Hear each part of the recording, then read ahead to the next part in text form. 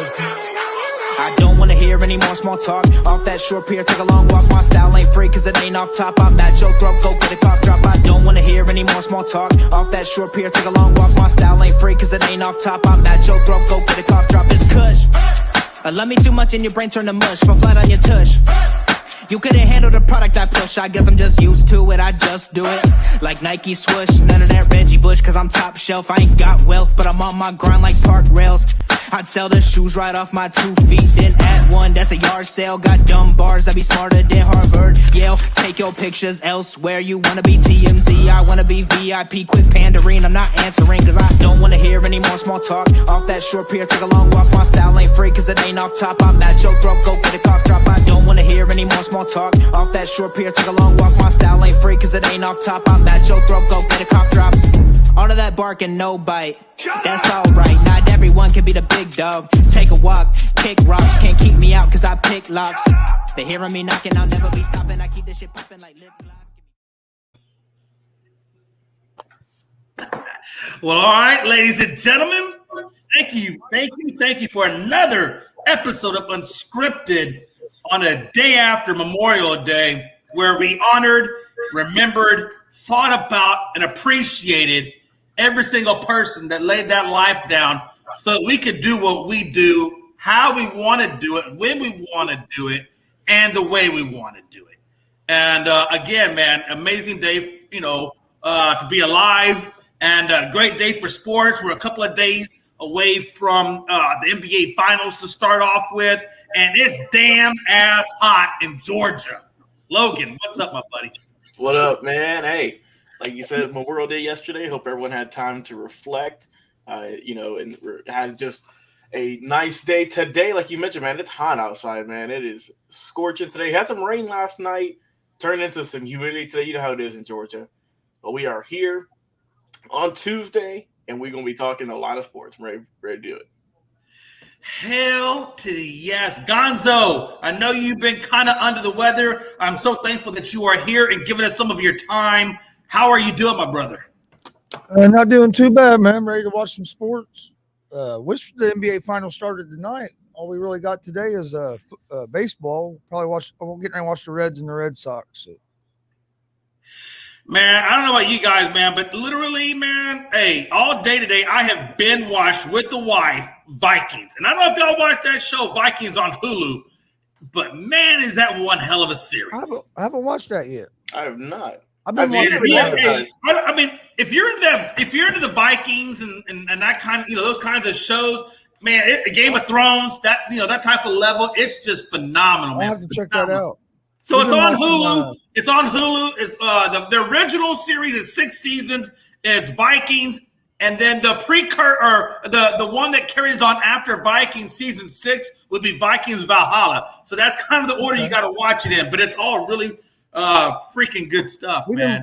We've been watching Elementary on Hulu. Elementary. I don't know, what is that about, Gonzo? Sherlock Holmes. I asked Gonzo what's it about, and in the background, my wife said it's Sherlock Holmes. I'm like, well, damn. Yeah. I've been watching that with my wife. She loves it. It's actually pretty good. It's like 6 or 7 seasons. We're on like the 3rd season, I think. Nice. Okay. Hey, listen, guys, kind of getting the show kicked off, right? So speaking of Memorial Day, I understood what Kapler was doing when he says he's going to stay in the locker room during the national anthem. Personally, I'm okay with that. I'm okay because everybody has a right, and I'm okay even with, at first I kind of wasn't. I'm not going to lie to you. At first I wasn't, but after I thought about it and really, thought about what freedom means, what Kaepernick did, I'm okay with too. And look, we all do what you got to do. If it's peaceful, do what you got to do, because as Americans, we're free. And, we don't always agree with what freedom looks like, but at the same time, I don't want to be censored, and I don't want my guns taken away. That's just me personally. And so I don't want to censor what anybody's doing. As long as it's done in a peaceful way, I'm good with it. But I got to tell you, I was really happy to see that during Memorial Day, the day that we remember those who fought for those freedoms, Kapler said, I'm not going to stay in the clubhouse during this particular day. I'm going to come out. I'm going to stand under the national anthem, and I'm going to remember those that have fallen. You know, and instantaneously, I just got that much more respect for him, and I'm like, you know what? I'm okay with it now. I'm good. I'm good. I'm at peace with, how he's doing it. And I'm at peace with Kaepernick. And like I said all along, Kaepernick needs to be back in the league if he is athletically gifted enough to still compete at that level. I'm good with it. Gonzo, what's your thoughts? No, I agree with you. I mean, that's why we all have that's what the freedom that we were celebrating yesterday that we have because of the people that made the ultimate sacrifice. And right. That's why Memorial Day is so important. With Kapler, I was glad that he did come out yesterday on Memorial Day because it showed respect to all the people that have gave up their lives for us to have the freedom that we have. And like with Kaepernick, I never had a big problem with it because, like you said, we have freedom of speech in this country. The only thing is you do have to face sometimes there's consequences. I thought the consequences that Kaepernick got was way over the top. If you wanted to be mad and wanted to have consequences, that's fine. But he should have never been blackballed from the league like he had been. But I agree with you. Now you have to go to is he still athletically gifted enough to be back in the league? Right. I think he could as maybe a backup, but is he going to want to come in the league as a backup? I think he still sees himself as a starter. He already said he would come back as a backup. He already said he's okay with that. If he's okay with that and he'll come back as a backup, I think he'll end up back in the league somewhere. I really do. Right. Because even if you come as a backup, if you're really that good when somebody goes down, your number's going to get called. But I also agree with what Stat Guy had said the other day on the afternoon show. One of the best routes for Kaepernick might be go to the XFL. Go to the XFL, go to one of these leagues, be a starter, show that you can still play. Then you'll have a better chance of getting a starting job in the NFL. I agree with you on that. And that's a very good point that you bring up because, again, I believe that if he's good enough, he should be in the NFL. But at the same time, Kaepernick has been kind of sitting on his hands. If you want to look at it from that side, that's a good point. Why not go to the USFL? If nothing else, just say, hey, look, here's what I could do. I've got X number of touchdowns, limited number of picks, lots of yardage. Why am I? It's like building a case for why are you not? And it's like putting the people that are blackballing you on notice because they're like, hey, this guy belongs here. The evidence is there. Why are we not letting him back in? And he might have a chance that way. You might have a better chance of getting a starting job as well. Because if you go ball out in one of them other leagues, with the NFL team that needs a quarterback, it'd be more opt to give you a chance because they've seen you perform. Right. No, I agree with you. And at this point, I'm thinking the Raiders probably are not going to give him a contract, even though I know they kind of give contracts a little bit later after you've done your workout. But I just don't think they're going to do it. And I don't know if anybody else is really going to give him a chance. Me personally, I don't think we're going to see Cap back in the NFL. As much as I would like to see it, as a feel-good storyline, I just don't think we're going to get that. And I agree with you. I think you go to the USFL, XFL, whoever will take you on after a tryout's been given and just try to build your way back into the league that way. If nothing else, just showing the fan bases out there, hey, I can still do this. And to me, that puts even more pressure on the NFL if you go out and show that you can still do it and the fans see it. Yeah, it's going to put even more pressure on the NFL for somebody to sign you. I hope what happens though if the Raiders don't sign him. Since you haven't heard a lot of media backlash about the Raiders not signing him, I think is great. So I think that might work out where he might get another opportunity, at least another workout with another team. Yeah, I think it will. Logan, here's the deal, man. I gotta believe that the best pro day, the best practice, interview, whatever you want to call it, label it, the best way to showcase your abilities is in live games. And if he's out there in the USFL or the XFL under live, contact and things of that nature, that's got to showcase his ability to be at that next level if it's so deemed worthy. And why is he not doing that? Yeah, that's a good idea too, Jay. But also on the other side, he could get hurt in those games, and that could diminish all of his comeback. Well, hell, yeah, but at the same time, he ain't getting shit anyway. So why not? He's about to lose. You got a good point too, but like you said, he might, I'm sure he's rusty. He hasn't been in a live game in multiple years.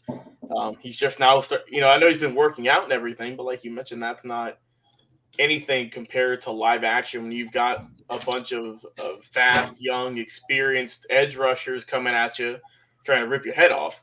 And I get that too, and that's what I'm saying. Maybe you go through a preseason, right? You go through preseason. That's what, or you go through a training camp, OTAs for the XFL or whatever, and you get used to that, right? I think that I don't know, because I feel like if he wanted to go to the USFL, XFL, et cetera, he already would have. But we're all pretty sure his main goal was to get back in the NFL. And, for years it was dead quiet. There wasn't anyone giving him any form of workouts or practices, nothing like that. I know there's one, year or two ago maybe. And now, is with the Raiders working out there. Haven't heard much from it afterwards. But right. There's still a good bit left, in the offseason, obviously, before we get ramped up in their practices, their training camps. So they might still be waiting their decision. I wouldn't sign someone immediately after a workout. I'd still, sit down and figure out, hey, is this guy a good fit for our team? Is the money whatever he wants? I'm sure he'll take a vet minimum at this point. I think he does too. I don't think it's about the money for Cap. I think it's just about playing the game. Yeah, because like I said, he's going to be a backup. The majority of his snaps, barring injuries, of course, would be in the preseason and the practice squad before the game, after the game, whatever. So it's not like I said, if he does get signed, it's going to be to a very short deal, little to no money at all. I think that at this point he just kind of wants the recognition of, I made it. I was in the league. I got to the Super Bowl. I got blackballed, and now I'm back. I think that's what he's kind of going for, as opposed to getting 25 touchdowns, 2 interceptions. You know what I mean? I think that he's wanting more of the personal growth as opposed to the accolades at this point. And if he don't get on an NFL team this season, I could see maybe him getting in the XFL in February. At the that XFL point, don't start till later on, and with them having a partnership with the NFL now, that's true. That might be something he might look into coming up after the NFL season if he don't end up on a team. Yeah. No, I'm just going to use February. I'm just going to use the Pittsburgh Steelers as a prime example, and I'm pretty sure I could probably even use New England as well, behind Mac Jones and Mitch Trubisky, if you believe that Mitch Trubisky is really the answer at Pittsburgh. But I'm just going to use them as examples. I've got to believe that, Kaepernick, has the mentality and experience well enough at hand. And I've seen him throw the ball. It looks pretty good. It looks like he's got his footwork. I mean, the Raiders themselves said that they were pleased with his workout and that it was a positive showing. I've got to believe that Kaepernick is a better backup to Trubisky, if not even the starter in Pittsburgh. And I believe that he's better than what Mac Jones has currently as his backup. I think for Pittsburgh, he'd be behind Pickett and Trubisky. They battle out for that number 2 spot. Because Pickett, he's the only one drafted in the first round. He's going to be the starter. And then I think the other team too, Joe, we're kind of forgetting that he could be fighting for a starting job is in Houston. I don't know. I think they give Mills. I think Mills still gets the start there. I think he could I do too, but I literally have no clue who their backup is. So it's Mills. I don't know who their backup is either. You're right. I don't. It was Tyrod Taylor, and I don't know if they let him go or not. Let me see if I can find that real quick. Well, what about the Carolina Panthers? I mean, they have Sam. They got too many right now. They got Darnold, and then they got that draft pick, right? The guy they drafted. So they're not going to slide. I don't think Carolina makes the move on Cap. There's a limited teams that would need his services, but there's still teams out there. Of course. If you give him the camp spot to say, hey, look, let's battle it out at camp, I guarantee you he makes it somewhere. I think Pittsburgh's a good spot. I think New England's a good spot. I think Houston behind Mills, is a good spot. I think there's a lot of spots out there where he goes and he competes and he gets that, backup role. And like I said, even at Pittsburgh, I think he can roll. I think he can get into the starting job. I think he can outbeat Pickett and all them. I do. You think a team like the Raiders are hesitating because they're thinking of how's it going to affect our starting quarterback? Is that going to put No, they've already came out and said that. They Said that Carr knows who he No, is. yeah, I know that Carr knows that, but I'm saying, do you think that maybe with some other teams that they have that in the back of their head? Is it going to affect our starter? I don't know. If you had that conversation that says, "Hey, look, we're bringing," I think if you have that conversation like they did with Carr up front, to me, it shouldn't be a big deal. I don't think so either. But I mean, you've seen other places where, I mean, you've seen Roethlisberger got mad when Pittsburgh drafted Rudolph. You know what I mean? So you've seen it when quarter. Well, hell, you saw that even when Aaron Rodgers got Jordan Love. You really saw it when they got Jordan Love. He was pissed. Like, he was extremely pissed when they took on Jordan Love, because he wouldn't understand why they weren't giving him the wide receivers that he needed to be able to have that offensive attack. So there's a lot of animosity on Rodgers' side of the ball. Yeah. That's crazy to me. You know, so here's the deal, right? So we look at Donaldson's contract with the Rams, and he says he's fine if it gets done. He's fine if it doesn't get done, because his whole mentality, and he's told everybody that his mentality was, I'm only doing 8 years in the league. I'm doing 8 years. I'm done. But then he said, huh? Yeah, he said he's fine without football. Yeah, but then he said once he got a taste of a Super Bowl, that he would be willing to go beyond the 8 years if he could play on a team that could get back to the Super Bowl. He's fine with that. And I think money is an issue, because at the same time, Sean McVay said that they would get a deal done with Eric Donaldson. You know, I don't know, man. Let me ask you guys a question. Logan, I'm going to ask you first, and then Gonzo, I'm going to ask you second. Is the money as important to Donaldson, or is going to the championship more important? Because he says it's not about the money. It's about getting back there and playing for a championship. But at the same time, you know, what if the Rams can't give him what in his mind he thinks he deserves? You know, does he go somewhere else? I think that, I mean, looking at it now, he is one of the more underpaid defensive players in the league, just because that's when he signed his contract. Yeah. But, I mean, I think he's more concerned with just, you know, I don't think it's about the money. I think it's about getting a championship for him, because, I mean, there's reports before the Super Bowl, after the Super Bowl, you know, that he isn't going to come back.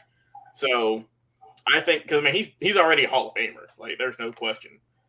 But, I mean, like I said, if he wants more money, fine. But I think personally it's about getting that championship again. Yeah, I definitely agree with you as well, and that's why I was kind of curious, because you got to believe, and I don't think they do. I don't think that the Rams have a lot of cap room to give him the big contract I think he's looking for. It may be a good contract, but I don't think they're going to give him what exactly he is, he's worth, and you don't think that's going to be a problem. So you think he's going to value the ability to go to get the championship over that? I think so. Okay. That's fine. Hey, Gonzo, how do you feel about it? Yeah, I kind of agree with Logan. I think Donald's at the point of his career where he's more worried about trying to get another championship after he got the one last year. I think him and the Rams will work out some kind of deal that works for both of them. And if they can't, he might go to another team. But the only way I see him going to another team, it's going to have to be a contender. He's not going to go. Yeah. He's not going to a team that's trying to rebuild. So if he don't get something worked out with the Rams and he can't find a team that he thinks has a chance, it wouldn't surprise me if he goes ahead and retires. He's made enough money that he's underpaid for his talents, but he's made enough money in his career that if he's smart with his money, he wouldn't ever have to work another day in his life. So I get it. I think he's good. Like he said, where he's at. Don't come back to football. I'm pretty sure Aaron Donaldson is good with his money. And probably has some ventures outside of sports, obviously, he's going to go into. And that dude is perfectly financially. I'm pretty sure Donaldson is going to be good for the rest of his life. So I think that's why he's okay with walking away. And if the deal gets done, then great, he plays. And I think that's why he takes that type of attitude. And to be honest with you, I wish I had that kind of attitude where I could say, you know what? If I play, I play. If I don't, you know what? I got so much damn money. I'm good, bro. I'm good. I'll enjoy my family and do other things. Yeah, exactly. All right, folks, here's the leading question. This is the leading question before we actually get into the physical Boston and Golden State I want to start off with the first question before we get there, because it kind of could have affected whether it's Boston or Miami that Golden State's facing. And I think they kind of got it. Well, actually, I think they got it right. So Strauss. No, I think they got it wrong. I apologize. Let me rein myself back in. They got it wrong. I think it should have been Miami going against Golden State and not Boston, and I'm going to tell you why. Strauss was on the line. Nope, I take that back. Nope, I apologize. Nope, I'm sorry. Boston. They did get it right. Strauss was on the line, and they gave him the three, and then they took the three back, but it was halfway through the quarter, or at least a good portion into the quarter, before they deducted that 3 points away from him. And people in Miami are pissed off about it because they felt like, why'd you take the 3 points away from us? But if you look at the picture, Strauss's foot is clearly on the line. The back of his heel is on the line when he shoots the three. Now, that's a pretty pivotal call. And, I understand why Miami's mad, because the call came in late. But at the same time, the call was still a correct call, and I'm okay with that. Now, some people will say, well, no, it's past. You can't be okay with it. Me personally, I'm okay with them getting the call right. I don't know. A lot of people have different opinions of that. But I think Boston, is the right pick. I don't know why. I'm sorry. I don't know why I was thinking Strauss was on Boston. I don't know why my brain was discombobulated. But anyway, Gonzo, what do you make of the late correction to their original call of giving them the three and then going back and reevaluating and taking it away? So all they did was just take 1 point away, right? No, they took 3 points away because he hit a three-pointer, but his heel was on the baseline. Oh, out of bounds line. Okay, his heel was on the baseline. I haven't seen the play because I was watching the wrestling that night. But no, I agree with getting the call right, because you see them do that during the regular season. There'll be times that you'll be a 3-pointer shot, and then a couple minutes later they'll take a point away because they said his toe was on the line. Right. Logan, let me ask you this. How do you feel? Gonzo's okay with it. How do you feel about knowing that the call is the correct call, but doing it in a manner that's way beyond after the fact? Ain't that what replay's for? What are we waiting here? No, but what I'm saying is, what I'm saying is like they gave the 3 points, they pushed on, and then they wanted to go do, and they basically held off on that. In football, if a guy makes a foul and a coach doesn't challenge it in time, and they go on with the next play, well, it's just negated. There's no going back after that. Why is it okay in basketball to go on with the next play? They go on the next possessions, because there was several possessions later before they went back and did. I mean, you know how they did it? This is how they did it. The game was being played, and nonchalantly, the scorekeeper deducts 3 points from them. Okay. So I thought they and nobody even knows it for a while until later. They're like, "Hey, okay, why are we 3 points less than what we should be?" See, I thought what they did usually with an NBA, which sometimes made it late like that, is they'd wait till like the next dead ball. And I'm fine with that too. But these guys, that's the way they did the call was that everything was fine. He shot the three, life is going on, no big deal, and then they just take away 3 points off the scoreboard. Yeah, I mean, I'm with y'all. I think that rather than, I think seeing if the call's right, if it's wrong, if the coach challenges it, do it then there and get it over with. Don't go, down possessions, multiple, and then feel like, oh, I need to change it, because that just interrupts everything. Like you said, I mean, it took 3 points away in a game that was very close. It was game 7. Right. So every point, every basket counts and means that much more, especially in this game. So, I mean, especially when it's decided by 2 points. Yeah, exactly. So, I mean, I feel that they need to go back and look at the replay system and evaluate it even more. I mean, it's not perfect, and it's never going to be perfect. That's the thing, Logan, and that's kind of where I guess that's where I'm asking you, and I'm really asking Gonzo, and I think Gonzo probably agrees, is that there is a certain level of human error, and if the human error is corrected, and I guess this is where the real debate is: what's more important, the fact that the call was corrected and it was the right call, Or is it more important or is it more of an issue that it was a late call or a late correction, and now it's kind of looking sus? Should we just, you know what? Hey, the call was missed, and we should just keep playing the game. It is what it is, and and of course the Heat would win. Or is it more important that we deduct the 3 points? And what part of that is more important? I like that they tried to get it right. I just think that, like Logan said, they just need to review their process and make sure you're getting it done in the right manner. Because when something like this happens, it makes it look bad, because it makes it look like people will start saying the game's fixed, or they're doing this to make sure a certain team wins. Where if you have a procedure and you follow that procedure, then it's harder for people to complain, even if they don't like the call. Right. Because there's a lot of controversy, at least with, and a lot of Miami people that are pissed off that they took that 3 points away from Miami. And that's why I'm asking that question, and I personally feel like I'm okay with it, being a late call, because the call is correct. You know what I'm saying? And I don't want to see somebody get to a championship when they don't really deserve to be there, because it was on the baseline, and it's just a correct call. So I'm okay with that. And look, I think my personal opinion is, it's not exactly a cool thing that it was late, but we have to understand human error is human error. But they did get it correct, and it was the correct call. And if it was a bad call, then okay, I get it. I see your gripe and complaint. But if it's a correct call, then even though it's a late call and it is a lot on the line, we're talking about Game 7 for crying out loud, we still have to allow it. I don't see how we can turn back from it and look differently upon it, because everybody's going to know that when Miami, okay, let's say there's Strauss, let's say we discard it.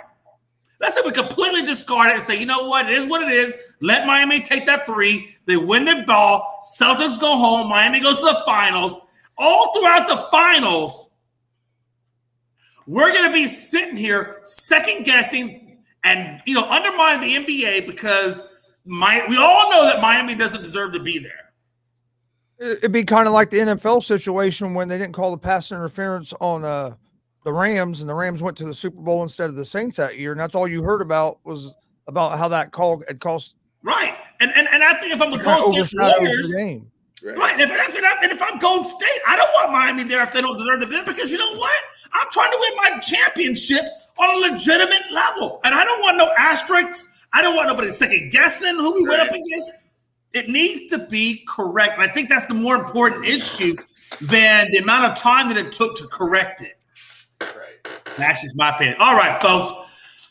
We have said all of that to get into Thursday night's Game 1 between Boston and Golden State. And we got a lot to cover on this, because I'll tell you right now, obviously Golden State is minus 160 at Caesar Sportsbooks going into this. Game 1's in Golden State. Golden State is the favorites. They're the cherry boys. They're the guys with all the experience. A matter of fact, 123 games collectively finals experience against 0 finals experience. On the biggest stage, can the Boston Celtics win the championship and be the underdogs and be the Cinderella story? Gonzo, I'm going to start with you first, and then we're going to kind of develop the story as we go along. Gonzo, what do you think? I mean, I think they can. I don't think they will. I'm glad like you that they did get it right, because I think the Celtics and Warriors is going to be a better series than what the Heat and Warriors would have been, especially with all the injuries the Heat are dealing with. But I think the Warriors people are overlooking the Warriors defense. A lot of people are talking about is how great the Celtics defense are. The Warriors aren't slouches on defense themselves. And I think the style of offense that the Warriors plays could give the Celtics defense some trouble, because the Warriors have guys that can catch and shoot. Well, if you can catch and shoot like the Warriors can, that can take away some of the physicality that Boston's defense can get on you, because you're not holding on to the ball and not trying to drive into traffic like you and where you're putting the ball in danger. So I honestly think if the Warriors, their one weakness is one of their main weaknesses this year has been turnovers. If they can control the turnovers, I think the Warriors win this series. and I'm going to get more, and I'm going to, you know what, and that's the thing, because that's actually, well, no, I'm going to get that here in a second, because we're going to talk more about that. Loagn, what is your thought process going into this series? What is your expectations? Who do you have favored, and where do you see it going? I got Golden State getting the win in the series. I just think they're, like you mentioned, they're very experienced. They've been here before. I think Boston's going to give them a good run. I mean, obviously they're a really good team. But like Chris said, as long as Golden State can limit turnovers and not have like really bad shooting nights, I think they're going to get them because they're the fastest team in the league in terms of how many passes they get, how quick they get the court, and they, you know, like Chris said, their defense is slept on. They have a very good defensive team, and for Boston, what they need to do, they got to shoot well. They can't have poor shooting nights, and just play that lockdown defense, you know. And I feel that if they can do that, they can have a chance. I still ultimately think just the experience of the Warriors will give them the advantage in this series. Okay. Now we're going to get into the question and answer portion of this finals. Before we go into it Thursday, I'm going to get all the information on the table. I'm going to get all y'all's responses before we get into this. So I don't want nobody saying, well, I said this or I said that. You're clipping it. We're clipping it, and I'm going back if you denounce what you said. I'm going to set a little stage right now. The regular season series between the Warriors and the Celtics is split. It's a split regular season series between Boston and Golden State. But you know what? It was 1-1, right? There's an asterisk there, though. There's an asterisk. Because everybody knows that Golden State was not 100% throughout the entire regular season. So we can't say that the 1-1 split is a legitimate split because Golden State was 100%. So who's to say that Boston wouldn't have gotten, would have been defeated both games had they been 100%. So there is a little bit of an asterisk because of injuries to Golden State about that regular season split. But as it may be, I'm going to put the information, the facts are the facts, and the facts are it is a split series. Correct. Having said that, as you know, like I said, the only experience that Boston has is on the coaching staff. You all know that Udoka came from Popovich bloodline at San Antonio, and there's a couple of assistants there that had and I can't. Their names are skipping me, but they had assistants, and they won titles under the Milwaukee Bucks ball culture staff. So the coaching staff has finals experience. The players have zero. So my first question is, Gonzo, how much is that going to play into account the experience level of Golden State versus the experience level of the players of Boston, but the fact that the coaching staff themselves have playoff experience? I think the experience factor is going to play a big role for a couple of reasons. When you get in the finals, you're going to find yourself in some tough situations during games. And when you have that experience, you react to it better and you don't panic. Right. And yeah, I understand them coaches have experience, but that's also as assistant coaches, which the ones are assistants, but I can't say his name, but Boston's head coach, his first year as a head coach. I know he came, like you said, came from under Popovich, but it's still different being a head coach in the championship series than being an assistant in the championship series. Yeah. And that coach has done, don't get me wrong, that coach has done a great job so far in the playoffs. He's done great this year for his first year as a head coach. He's been impressive. But Steve, you're going against a coach in Steve Kerr, who's been in the finals, won the finals as a player and as a coach. And then with all the players on that team, there's only a few players on that team that don't have final experience. I think that could be a big factor in the series, just because you get them tough situations down to crunch time. That experience can keep you calmer and help a team not panic or fold under some pressure. That's right, because I know for a fact that Poole and Kuminga are relatively new. I don't know if they were even drafted, or if they were drafted, they were very low drafted, and he developed them. So the fact that Steve Kerr took Death Squad 1 to 3 championships, took some injuries, lost Kevin Durant, was out of the playoffs and out of the playoffs altogether for 2 years, then revamps the team and forms Death Squad 2 and now he's in the finals. I mean, just freaking amazing. And I don't know if we can get any better than that and Steve Kerr. So I got to tip my hat to Steve Kerr and, the drafting, the developing, all of that, the rotational developments, the leaderships, the whole nine, right? Because even the fact that Steve Kerr has missed games and things of that nature due to injuries. Then he had, his assistants running the show. And of course, and I forget who's the guy that's going to Sacramento, Brian Brown. Yeah, Brown. Coach Brown. Brown's going there. So Brown even ran it for him. So there's a lot of experience in coaching and development and players. I mean, the whole thing is just phenomenal. So Loagn, my question is this. Smart is coming off a quad, ankle, and midfoot sprain injuries. Rob Williams is coming back from injuries. He's had a bone bruise, and then he had meniscus surgery in March. Those injuries to him, what I equate to pretty valuable guys. They're not Tatum, they're not Brown, but Smart, is the defensive rookie of the year coming off of those injuries. And Rob Williams holding down the paint, and he's going to have to hold down the paint pretty heavily against Golden State's Kuminga and Draymond. How important is that going to be for Boston? Or do you see Boston's injuries resurfacing throughout the playoffs? I will always say, whichever team is healthiest, 9 times out of 10 wins. Golden State, like I said, they've got some injuries, Iguodala, Wiseman, of course, but their main guys aren't hurt, right? They're also Peyton the second. Yep, right. Well, they're saying Peyton's going. Peyton's going to play. We're going to talk more about Peyton here in a second, but yeah, Peyton's going to play. But like you mentioned, your big guys, your Greens, Currys, Thompsons, Pools, all of those guys, they're healthy, they're ready to go. And Boston's limping, man. Smart's been, this last series he was on and off the court. We already know Williams has been hurt majority of the playoffs.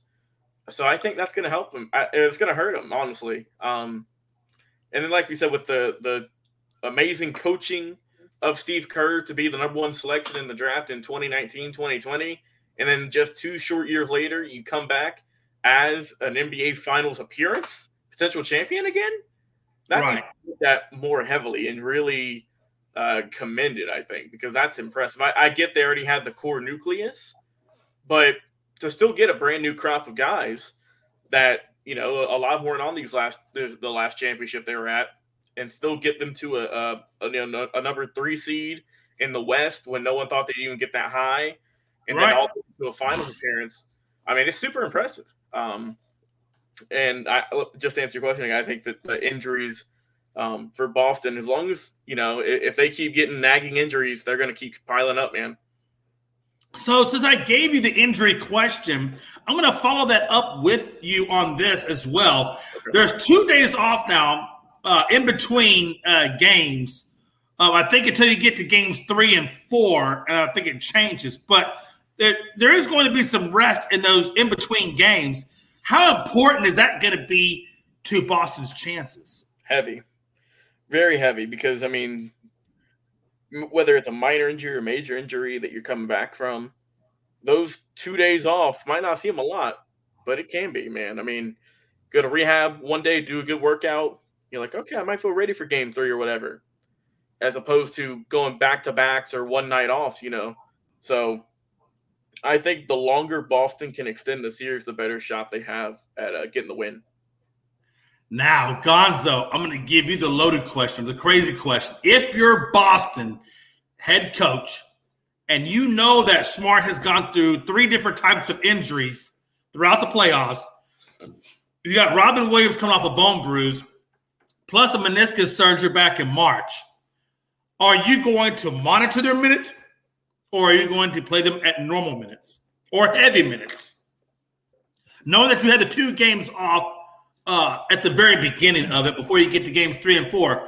So how do you manage those 2 players' minutes? I think a lot of managing their minutes is you have to communicate with your trainers and your medical staff and see what if they think there's any risk for further damage if there's not risk for further damage, I think you play him as many minutes as you can get out of him. It's the finals. I mean, it's just a win or go home if you don't. Right. So I think something we're not talking about with these injuries that could really affect, especially Smart. He's defensive player of the year, and they're probably going to have him on Curry. Well, we're about to get to that too. I'm already ahead of you. What does Curry do the whole game? Curry runs around the court. He don't stand still. Yes, he does. That could put some pressure on that hurt ankle of Smart's, and that could also force that coach to make some adjustments and maybe split up who is on Steph and Clay to try to take some of that off of Smart, because Curry never stops moving. So, I mean, that could be a factor on a hurt ankle. Which is exactly why I wanted your input on load management, is because of Curry and Smart being their defensive guru. How important is that going to be, given the fact that he's on Curry? We're going to come back to that in a minute, though. I'm going to let that question marinate for a minute, and we're going to come back to it. I want you guys to understand, this is the first finals to feature top two teams in defensive efficiency since 1996, Bulls versus Supersonics. This is the first time we've had top two teams defensively since Jordan. You had Sean Kemp and Gary Payton and them on the Seattle team. Exactly. So here's the deal. Here's the deal, folks. It's going to be a two-part question. The first part's going to go to Loagn. The second part's going to go to Gonzo. The first part to Loagn is, being that we got the top two teams defensively, obviously this is going to be a very low-scoring game. Would you agree or disagree? I would say yes, but I mean, God, you've seen how the finals have been, man. You've seen how the playoffs have been. There aren't any that low-scoring games. No, yeah. But I think we're going to see at least two games be somewhat low-scoring. It's just with the offensive firepower for both teams. I feel like they're going to have a rough shoot night on each end. So I'd say like two games out of the however many are going to be lower scoring than usual. Right. And Gonzo, my question to you is, if this is obviously going to be a heavily defensive fought game, because you are facing, like I said, the top two defenses in the league, how much more now important is it to have Marcus Smart out there? And how more important is it to have him on Curry? And how more important is it to not load management to say, hey, Marcus, we need you to suck this up. Go out there and give me everything you got every single damn night. Oh, it's going to be real important, and I think that's what they'll do in the finals, because, like you said, this is the end of the season. You have the whole offseason to heal back up. Right. So I think if Smart feels like he can move enough, I think he'll be on Curry most of the time. I do agree with Loagn. I think there will be a couple games that are low scoring. I think game one might be a low scoring game, just them kind of filling each other. The defense is filling each other out some. Right. But the Warriors play at such a fast pace, man. If you go on a lull where you don't score for a couple minutes, you could be down 20 in a blink of an eye. No, I agree with you. And Loagn, my question. No, I'm sorry. Go ahead. It's going to be fun to watch to see how the offenses can react to each team's defense. Oh, no, absolutely. I definitely agree with you. And again, I think that's where Golden State has the edge here, because of the experience that they have. They're probably going to know how to handle that a little bit better than what Boston will. I guess we're going to have to see. But I think that's kind of where the edge goes to Golden State, given their experience. Loagn, and then I'm going to give you the X factor for the Warriors. And then, Gonzo, you're going to get the X factor for the Celtics. I'm going to get my X factor first for both. And we'll see if you're either in agreement with me or if you're in a difference of opinion with me. And by the way, I'm not Frankie C, so you can go ahead and have a difference of opinion. And I won't chastise you for it. Now, by the way, Frankie, if you're listening, I love you. Anyway, Loagn, my X factor for the Warriors is Payton II. Being that starting rotation. And the reason why I say that is because he has become the defensive lockdown specialist for that team. And I think that's where they really need him the most, is his defensive presence out there, whether he's guarding Tatum or Brown, they need him out there doing what he does, locked down as he may be. He is the opposite of Marcus Smart. Who is your X factor? I got Peyton the second mind because of lockdown defensively, but who is your X factor for Golden State? For me, I'm going to go the other side. I'm going to go Jordan Poole, because if Curry or if Thompson have a poor shooting night, they're going to have to rely on him to pick up the pace.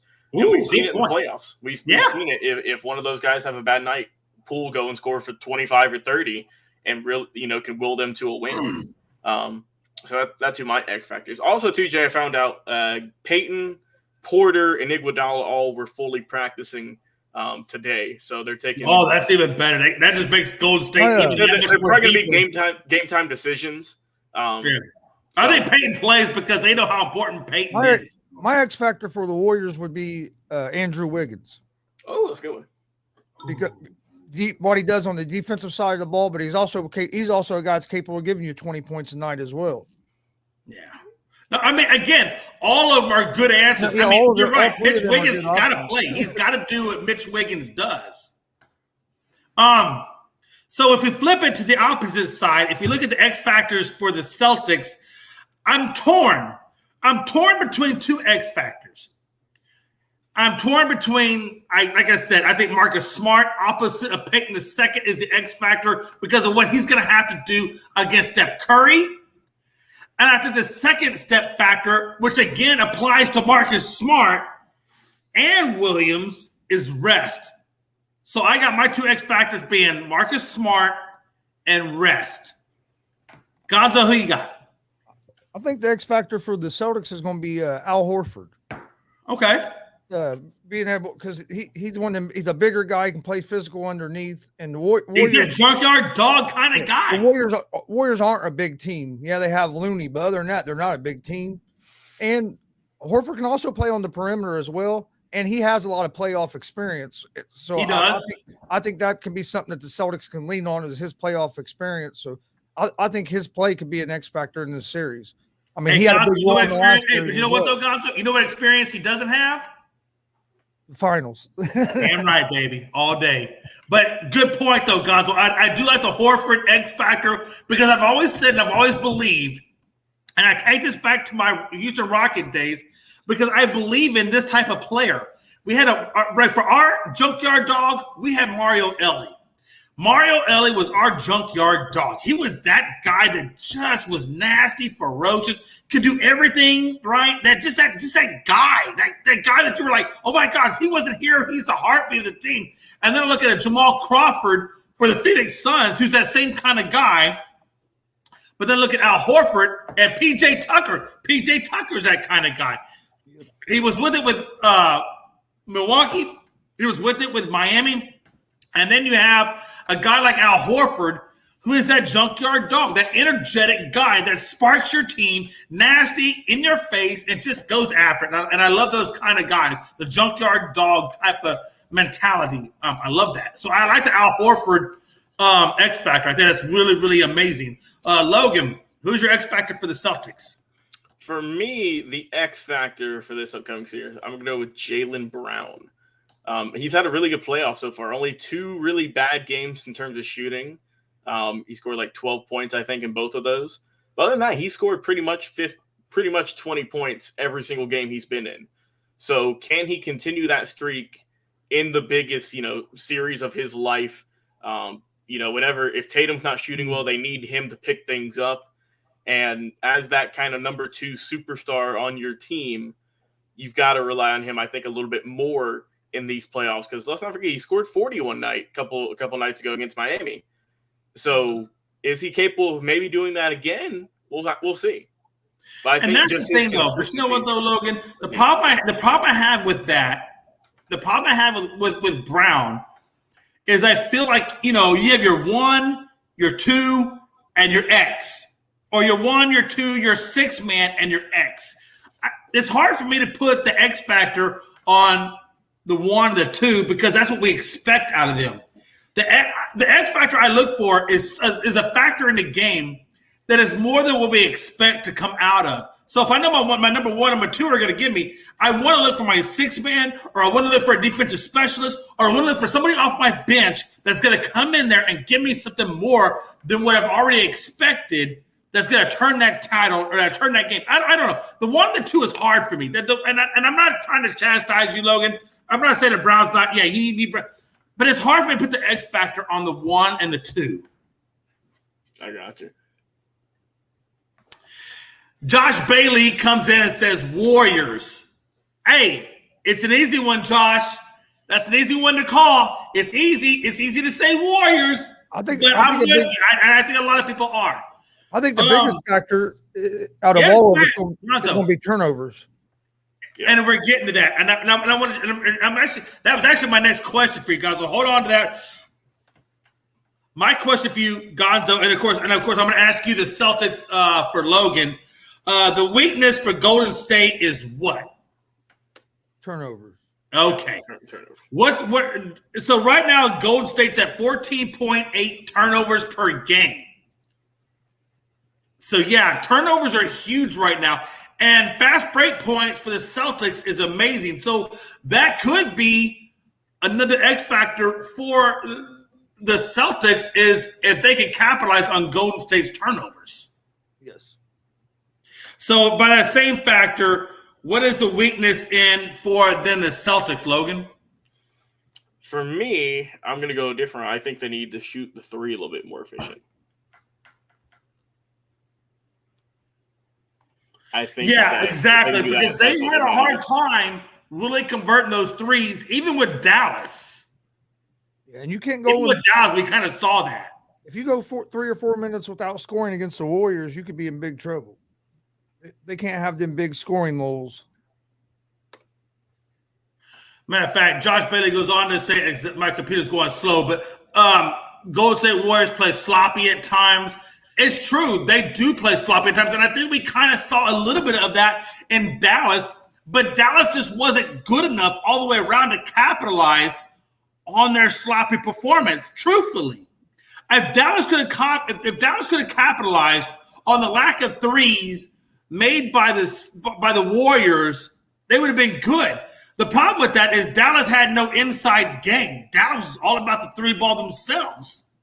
If Dallas would have had anybody that could have scored in the paint at will, or at least on a balanced level, then Dallas and the Golden State Warriors would have been a lot closer series, and Dallas could have possibly even won had they had an inside game, at all, personally. That's what killed Dallas. And I keep telling them they've got to get Powell and Kleber, they've got to get an inside game, and that just was not the answer for Dallas. But that's just my opinion. But I agree. My opinion, my theory for the Celtics, I think what hurts them is player experience. I don't know how well Jason Tatum. I don't know how well Brown. I think Horford does okay because, like you said, I just don't know how the number one and the number two are going to perform on the biggest stage against players with the biggest experience. I think that's just going to hurt them. I think the lack of finals experience is going to be the Achilles heel to the Boston Celtics. And I think that's what pretty much what does them in. And they got to start off on the road. They're not even getting home court advantage. They're starting off on the road. So they're already starting in a combative environment.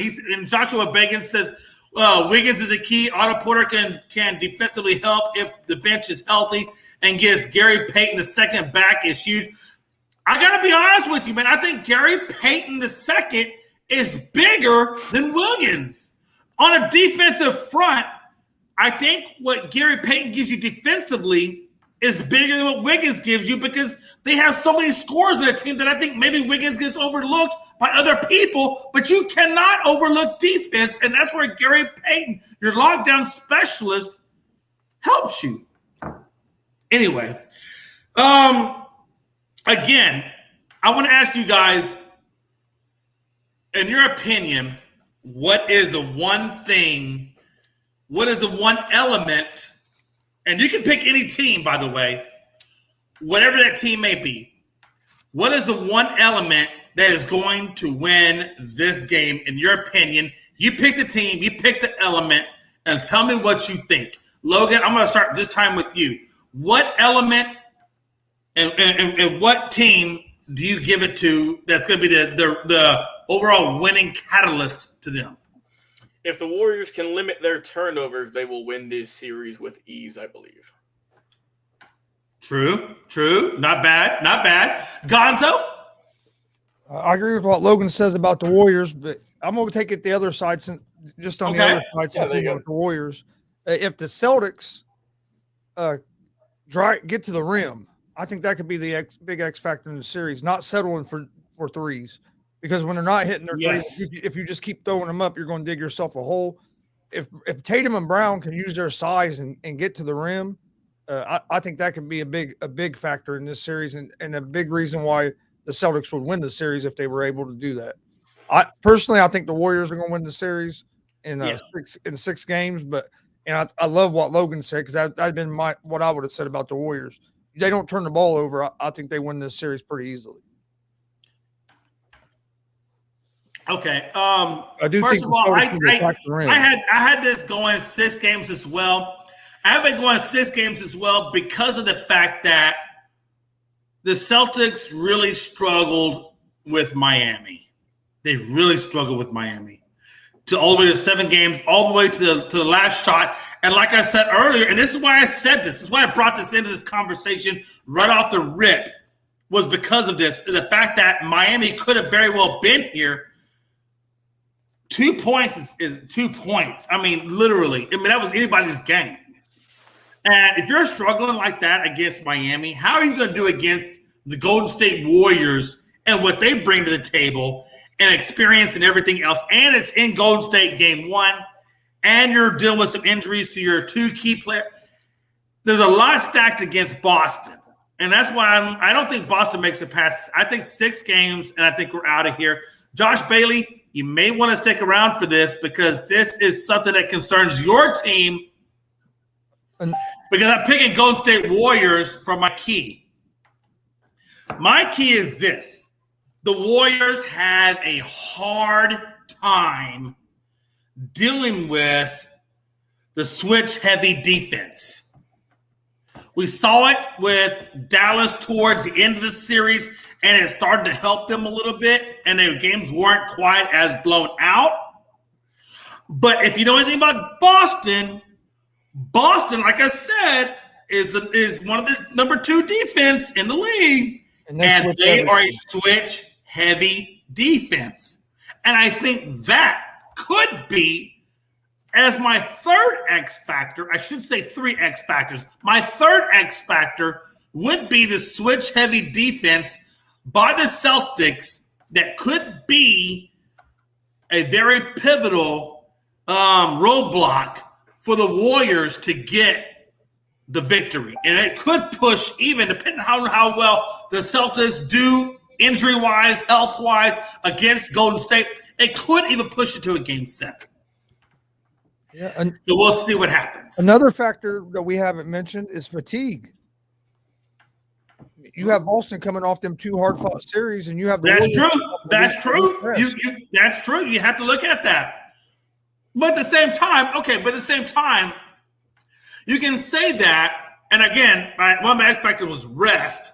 And so, yeah, they do need the rest for injury purposes, but also they are still in rhythm. They are still ready to go. And the Golden State Warriors have kind of laid up a little bit. So I don't know, man. Both things can be a detriment. Laying up too long can be a detriment. Not getting enough rest to be a detriment. I mean, I don't know. Those almost kind of wash themselves out for me at that level. But at the same time, with the injuries that Boston does have, I get what you're saying, Gonzo, and that could be an issue. That could be an issue. All right, folks. I think Gonzo and Logan and myself, I think we all have Golden State winning it. We're going to give our what games we have it in. I got it in 6. I think Gonzo already stated that he has it in 6. Yep. Logan Landers, I didn't get you on the board. Do you have it in 6 as well? No, I like to be different. I'll go 5. You have Golden State in 5? Yeah, I'll go 5. Okay. Hey. Do you, baby? That's what Rob Scott has it in too. He said Golden State in 5 on the afternoon show earlier. We need Pride on here so we can say Boston in 2. Man, listen, I tried so hard to get Pride and to get Rob on here. I would want a fiery debate between the two of them, but I don't know. I don't know if they're just scared or not paying attention. I don't know. It's crazy. But anyway, Zion, and maybe we'll get them on Thursday. I'm going to try to get them on again Thursday before the game starts. We start at 7, I believe. The game starts, correct me if I'm wrong, Thursday. Is it 8 Eastern or 9 Eastern? 9 Eastern. So it's 9. Okay, so I'm going to try to get them on Thursday to do another debate before the actual game starts, and we'll see if we get them on then. Hopefully we can. Zion, cleared to return to the team. We already kind of know what the Pelicans look like prior to Zion even being on the team against the competition with Phoenix, pushing them to 6 games. Gonzo, Zion comes back, does a spring training. He says he's 100%. We saw him doing 360 dunks during the playoffs. How does with Zion coming in, will he develop that chemistry, and how does that propel New Orleans going into next season? Oh man, it's hard to say because you don't know. We haven't seen a whole lot of Zion in the NBA. That's true, we haven't. But if Zion can play at the level that he was playing in college, and if that game transfers to the NBA and he can stay healthy, I think the Pelicans could be a scary team, especially if they keep McCollum. Because when they got McCollum, that really their team really turned around when you put McCollum and Ingram together. Ingram is starting to grow into a star. And if you add a guy that I think could be a big star in Zion, if Zion game can transfer to NBA, the Pelicans could be a tough team this year. Right. Logan, we haven't seen enough of Zion to know what kind of player he's going to be in the NBA. Oh, I agree with 86 games. 86 games is all he's played. Yeah, that's not a whole lot of experience to really judge a guy by.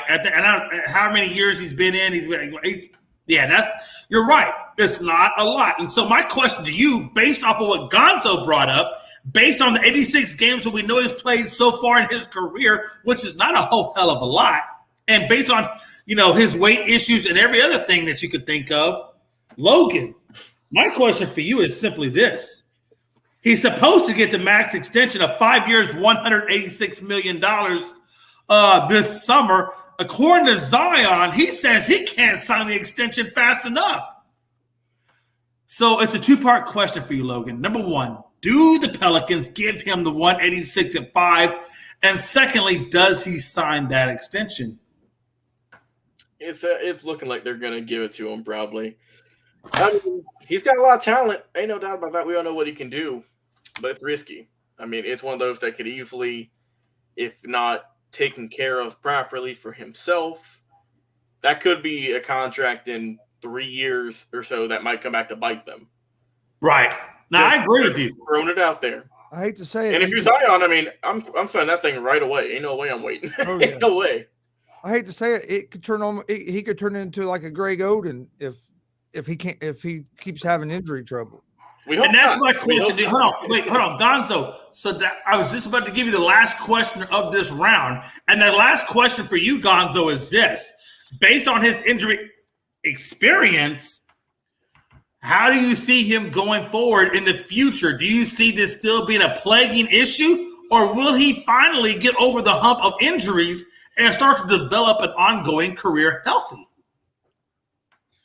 It's hard to say. I'm hoping that he stays healthy. I think he'll get in with the trainers and the physical trainers in the NBA and the people from the Pelicans.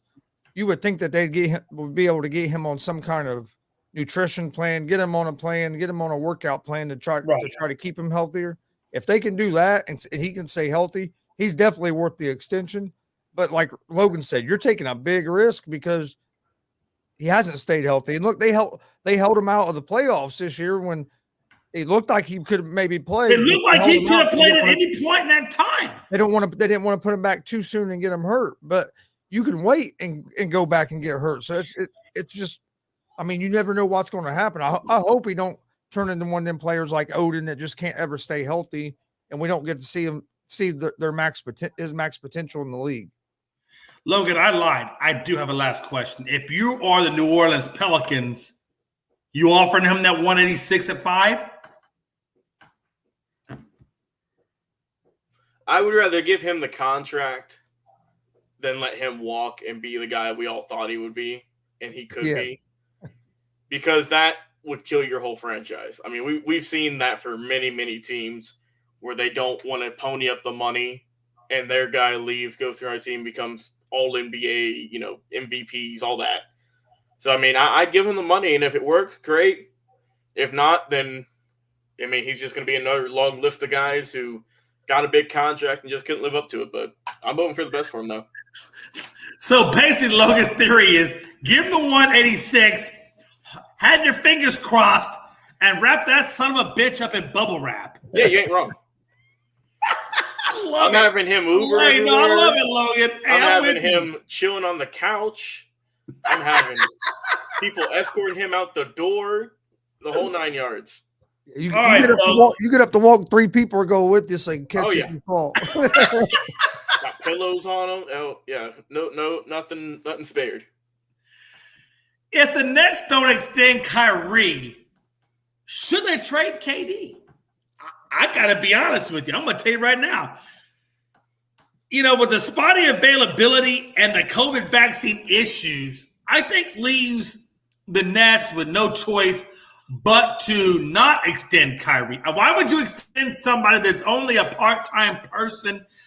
There's 2 ways to look at it. I'm a reverse field.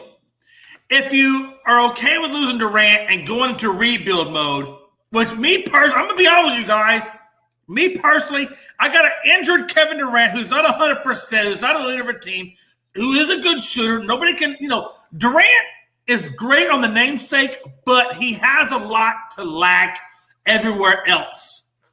Kyrie is a guy that shows up part-time but won't give you all the time. I'm okay with letting go of both of these sons of bitches, to be honest with you.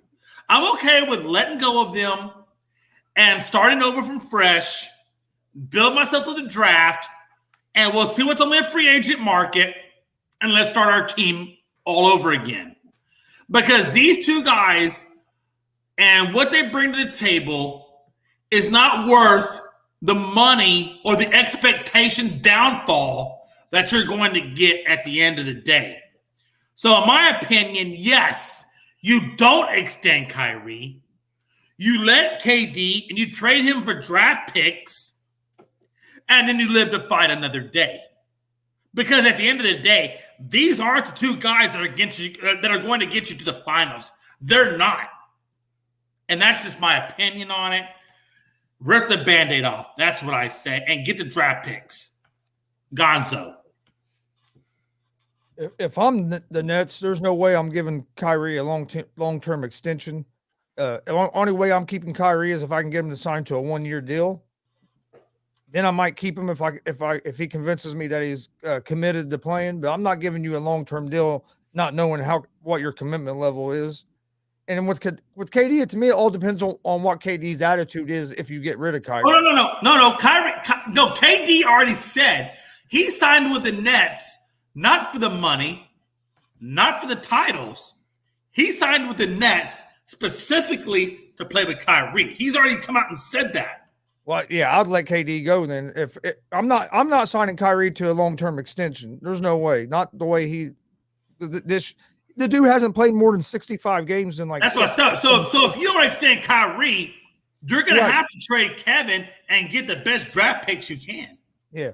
No, I agree. That's what I would do. If only way I'm extending Kyrie is if he'll agree to a 1-year deal, and then maybe get an extension after that. If you show me that you can play a whole season and you're committed to basketball and not. Yeah, I can see that. I don't even know if I'm opposed to that. I think on the 1 year, yeah, I can see that. I'll do that, but I wouldn't sign him to a long-term deal. And if KD is going to cry and don't want to be there because of that, bye. We'll start rebuilding again. And so Gonzo, so my secondary question to you, Gonzo, is he's not vaccinated, so you're losing him on the games you play against Toronto. I don't know how New York. Is he able to? I think guess he's able to he's play good. now in New York. Is that correct? Yeah, New York lifted their ban, hit their Okay, ban, so he could the play. only games he can't play in would be at Toronto, correct? Right, which is I don't know how many. Okay, so if you have given that 1 year extension, you know automatically you're not getting Toronto, but you're going to expect him for every game after Toronto, correct? Yes, I would hope so. I mean, I would too, but this is Kyrie. He don't have the most healthiest bill of health. It's not even that. He takes sabbaticals for no reason at all. He just leaves. I mean, when you miss 20 games pretty often per season, whether it's for the COVID vaccine, for injuries, for rest, for a lot of reasons he's taken because off. things that are going on in the world and Right, and I mean, I get people deal with stuff in different ways, but bro, you ain't played. I mean, I said on a previous show, but I mean, he hadn't played more than 70 games in what feels like 5+ years. And that's just 70. Exactly. Well, I agree with that. He hasn't played more than 65 games over the last 7 seasons. That is incredible. So Logan, what is your thought processes on Kyrie and KD? What should the Nets do? It's a little tough because they ain't got a first-round pick this year. They traded that one with Harden. They got a few, though. It's not like they're completely washed when it comes to that. But if you don't extend Kyrie, then you're, I mean, granted, I mean, we said he ain't been there a lot, but I mean, he is a good player. He's a good factor. He's going to help you win games. Who else is on that team that's better than Kyrie? But it's not true, though, Logan. If you let go of Kyrie, right? Obviously, watch this. You're going to have number one. As management, you're having a conversation with Durant first and foremost, because that's who you got in the contract. So you say, "Hey, Durant, we're going to let go of Kyrie because we don't think Kyrie is going to be that guy that's going to be here day in and day out, and we just can't trust him." What's your thought process? All right, if we let go of Kyrie, do you want out? And if Durant says yes, then you're going to trade Durant, and you will get a first-round draft pick, and depending on where that one is, could help you in the first round. Because KD will get you a first-round draft pick. Oh, and he'll get you some players as well. Oh, yeah. I mean, I think just the Nets franchise is cursed, man. I mean, oh, it is. It's been cursed forever. When they traded for Pierce, Garnett, and all those guys about 10 years ago, I mean that helped propel the Celtics to get Tatum and get Brown and put them in the finals. It did. It didn't do anything for the Nets. No, not at all. It just made them like a second-round exit at most. And Irving was on the Celtics not too long ago as well. Yeah. Oh, yeah. You got a good point there. But going back to the Nets with Kyrie, I'm a Gonzo. I've said before, I would give him a 1 year deal at most, and I would give an incentive to, if you play X amount of games this season, you'll get a bonus, right? Because I mean, I ain't signing this guy. The most I would sign him for is 2 years, if we're being honest. I would not go more than that. I just don't trust it. Because Durant's getting older. He's in his mid-30s. He's going to be, I think, 36, 37. His contract's up in a couple of seasons. Oh, yeah. So, Durant ain't getting any younger, especially off Achilles. He ain't getting younger. Right. And, I mean, they're going to have to do something because the team around them ain't the best. I mean, they got swept in 4 when they should have not been swept at all. They're the only team so far to get swept. So if you extend Kyrie, you're gonna run this back for at least another year, possibly 2, and then we'll be back at this question again. But if you don't, then it's just Durant on the island of misfit toys. Honestly, I mean, this is a team who, in the beginning of the season, everyone had penciled in for the finals. I mean, they had Durant, Harden, and Kyrie. I mean, this should have been a team that should be where the Celtics are right now, but they're not. Right. But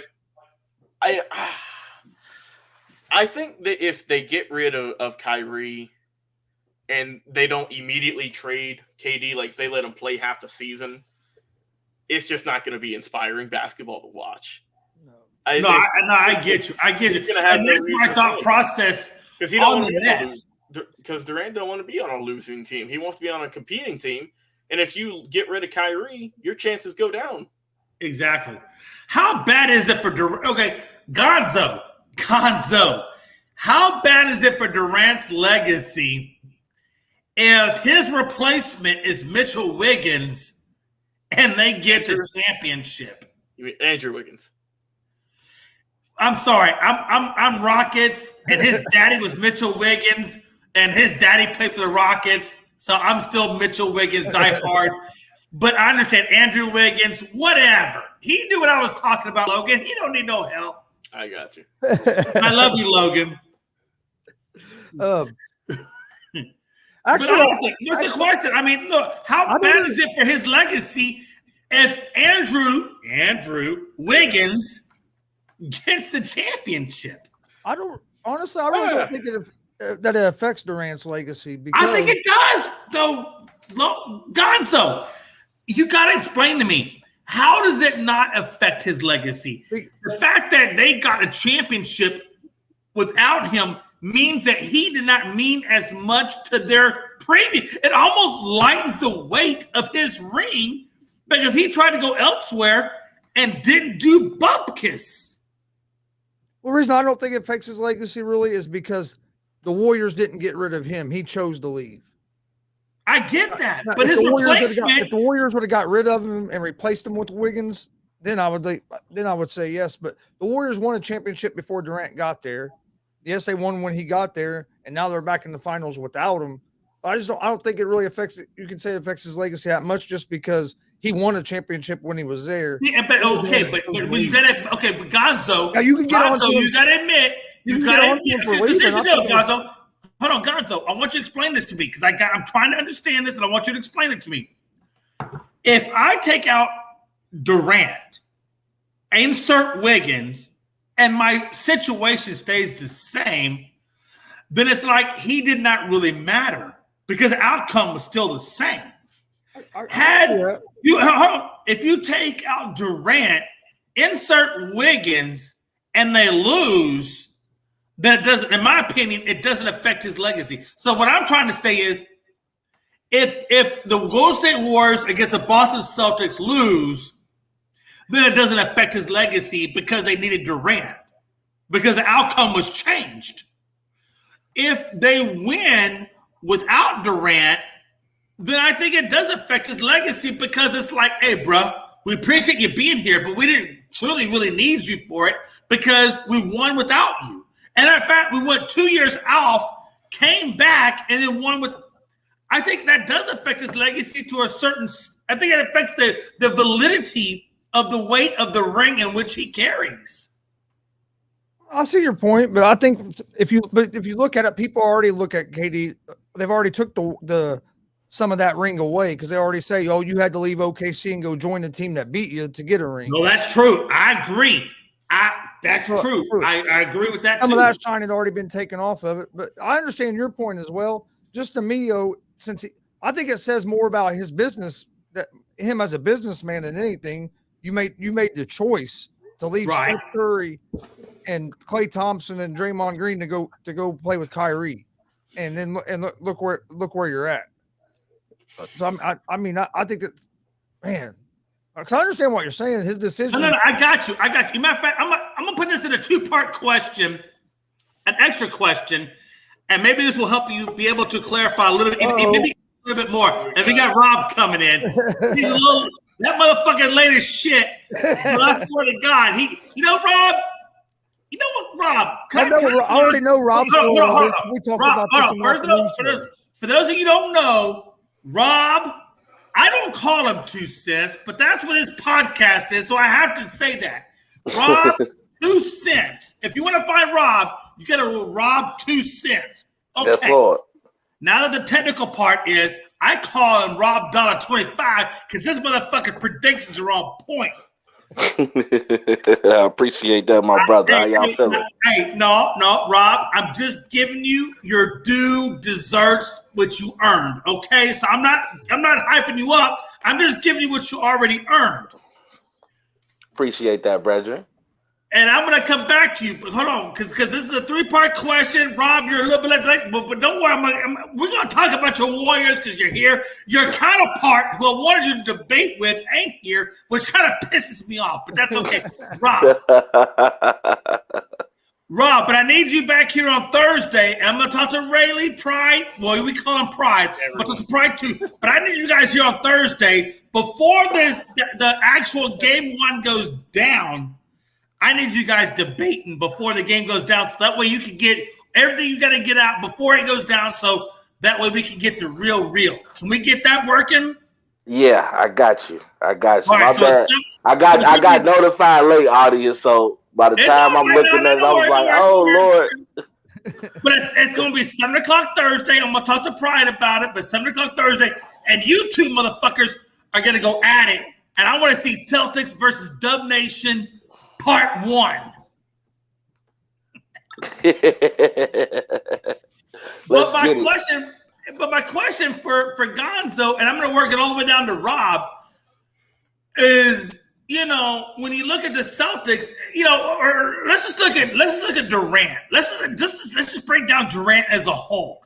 Take away the one championship that he got with Golden State. And that was, in my opinion, and Rob, you made different, and everybody made different. I want you to address this in your conversation, okay? So start thinking about what I'm saying now and think about how you're going to address it when you speak, because I want you to speak on everything I'm saying. All right. My opinion of Kevin Durant is, and Kevin Durant is a University of Texas product, so I love Kevin automatically because he's from Texas. But at the same time, when I look at his legacy, I think we all understand that KD is not a leader. He was not a leader in Oklahoma City. He was not a leader in Golden State. He was not a leader at Brooklyn. He just so happened to get a ring on a team that had experience, that had coaching. He just so happened to land in a spot where everything was perfect for him, and he got his ring. And the validity, or I guess I should say the weight of his ring rests on this specific series. And I've already said to Gonzo, and I've already said to Loagn, and Rob, I'm putting it to you, and we're going to go top to bottom from Gonzo all the way down. One final take on this series, and we're going to move on to the next one.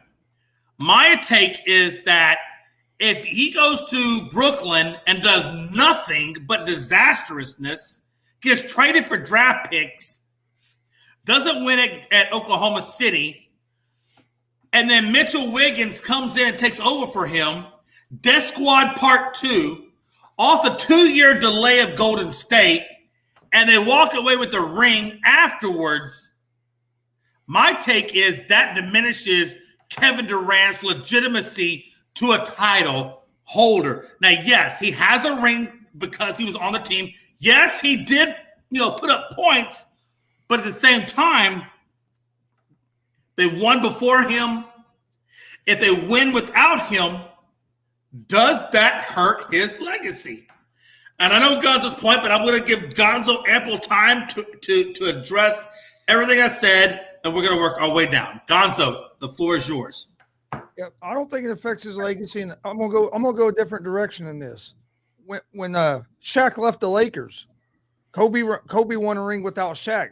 Nobody was saying that it affected Shaq's legacy. So why would we do that with KD? Like I said, he went there, he got his 2 rings. He made a stupid decision to leave. Now, if the Warriors would have got rid of him, then I would maybe say it would affect his legacy. But since he chose to leave to go with Kyrie and play, I just don't think it really affects his legacy that much because the Warriors had won without him. So we knew the Warriors was already a great team before he ever got there. He just made them better. And then after and then with him leaving and then winning another one, to me, it don't affect his legacy. We haven't done that with other players, like with Shaq, for example. And I'm sure if we think about it, there's other players that have left places and that team has went on to win the championship, and we've never really held that against them. I will say this: the one thing you're missing, and what makes it different, is Shaq won a championship with the Miami Heat. Yeah. So he did go. What I'm saying is he did go on to win a championship. And that's what I'm saying. If KD went to Brooklyn and won a championship with Brooklyn, okay. His legacy, in my opinion, is justified. Now, I'm going to tell you right now, KD is going to be in my top.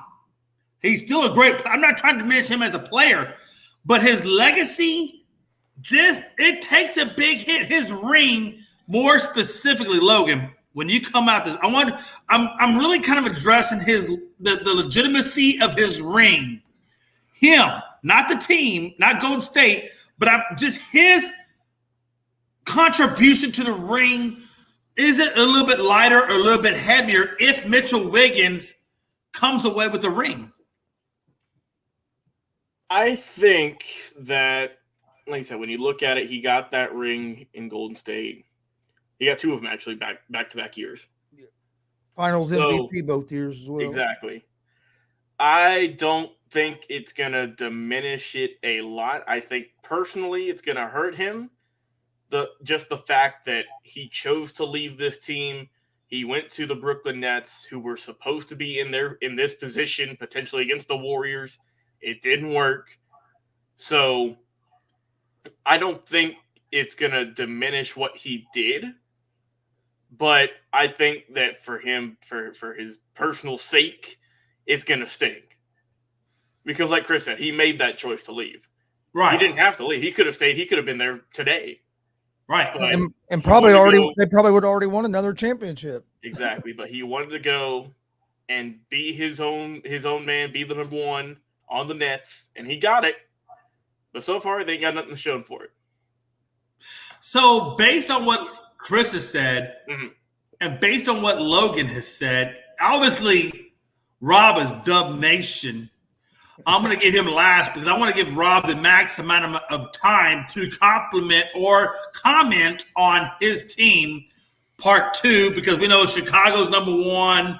I think Dub Nation is number two for Rob. I'm not going to go Freddie on Rob. I'm not going to do that to him.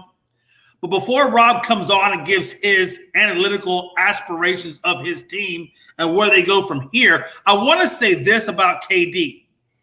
In my opinion, had KD won MVP, Finals MVP for Golden State, then I could give him credit. I could give him weight. I could give him all the metrics that comes with that. But the fact that he did not win the MVP of the Finals, he won it 2 years. Jay, he won it twice. He won it twice. Am I wrong? He won it in 17 and 18. Yeah, he was the Finals MVP. Yeah, he was Finals MVP all the times. I ain't gonna say all the times because, of course, against Toronto they lost. Right. But that's because he got injured. In my mind, I had Steph Curry with the MVP. But no, Steph Curry's didn't. MVP. No, Steph Curry never won the Finals MVP. Damn, that takes away all of the air in my argument then against KD. Yeah, KD hit the same type of shot in Game 3. Go ahead, Rob. I'm sorry. Go ahead, Rob. I was saying KD hit the same type of shot in both Game 3s, actually. Yep. And which he hit LeBron in the face. But to that argument though, to me personally, I think the second one that they won with KD, Steph should have been Finals MVP. Because to me, he had Game 1, Game 2, and Game 4 that Steph had very strong games because they swept Cleveland in that second go around. Remember, J.R. Smith forgot to, LeBron had a great Game 1, scored 51 points in overtime. They lost, and after that, their heart was just taken out of it. So they got swept.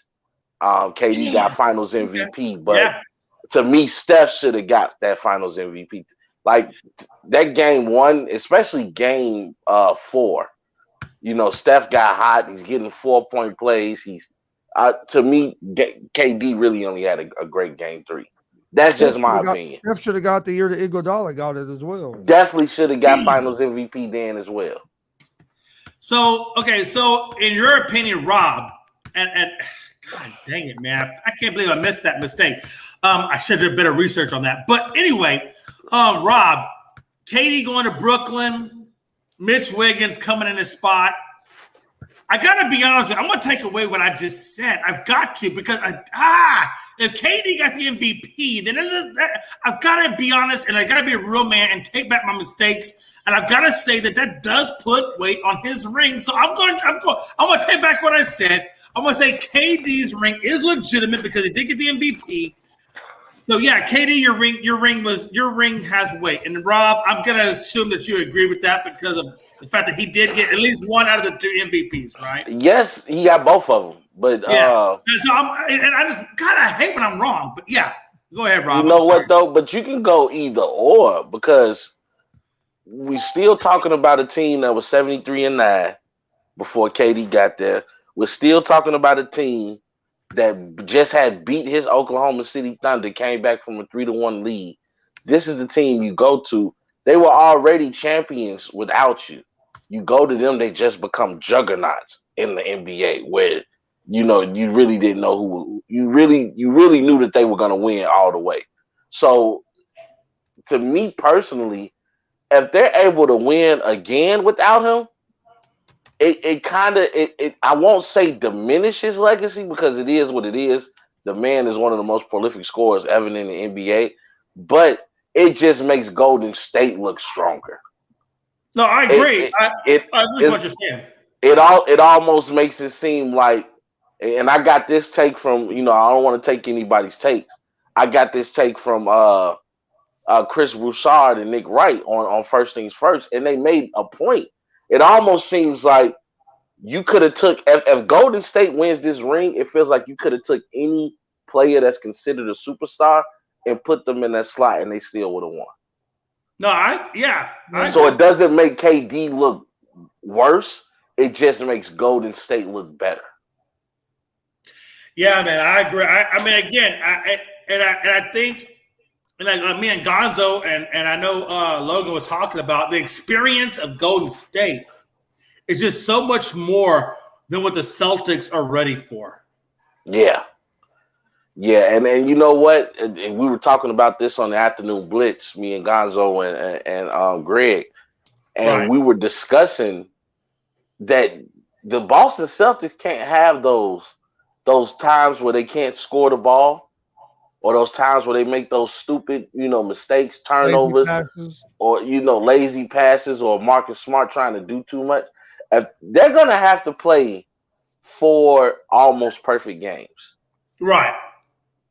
No, Golden State is not the team you want to make a mistake against.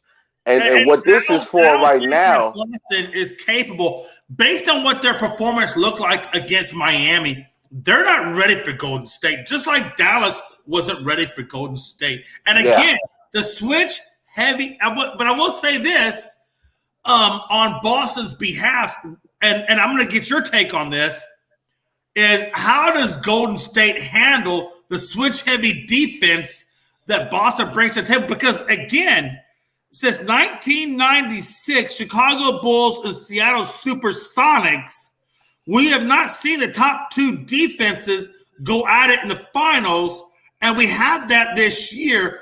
And Golden State didn't see a switch-heavy defense until the latter half of this series with Dallas, and they kind of struggled a little bit on that. Marcus Smart is your defensive player of the year. Again, Golden State has the experience. Boston is bringing something to the table that's a little bit different than what they've seen when they switch heavy defense. How are they going to respond? Well, first of all, what you're going to have to do is keep the motion offense going. I think sometimes switching too much can be a detriment to you because now you're asking Al Horford to stick a Jordan Poole, or you're asking a Robert Williams to stick a Steph Curry, and you're putting those guys out there on the island. As we all agreed to earlier on Afternoon Blitz, Wiggins is going to be the X factor. Can Wiggins make Jason Tatum work on the defensive end of the ball? Because that was actually Gonzo's X factor, I believe, was Wiggins. Am I correct, Gonzo? Yeah. Yeah, because we all agreed on that earlier. Wiggins is going to be the X factor because it's going to be what defense can he play on Jason Tatum, who we all feel is Boston's best scorer. Because I feel sometimes you can win a game if Jaylen Brown leads them in scoring. It's hard when Tatum get hot because when Tatum gets hot, he gets everybody else involved. Jaylen Brown is more of a selfish scorer to me. No, you're not going on the wrong path. You're right. He's more that ball dominant ISO guy. Yeah, and Tatum can hurt you in many ways because he can hurt you from the post, he can hurt you in transition, he can hurt you from beyond the 3-point line. So and Tatum is actually a pretty good passer of the ball. He can get other people involved, and if you're focusing on him, he's shown he doesn't mind being reluctant in passing the ball. I think Wiggins is going to have to make Tatum work. If you can take Tatum out of the game on the defensive side of the ball, which is going to hinder his offense, Jaylen Brown is going to have a tall task of trying to chase around Klay.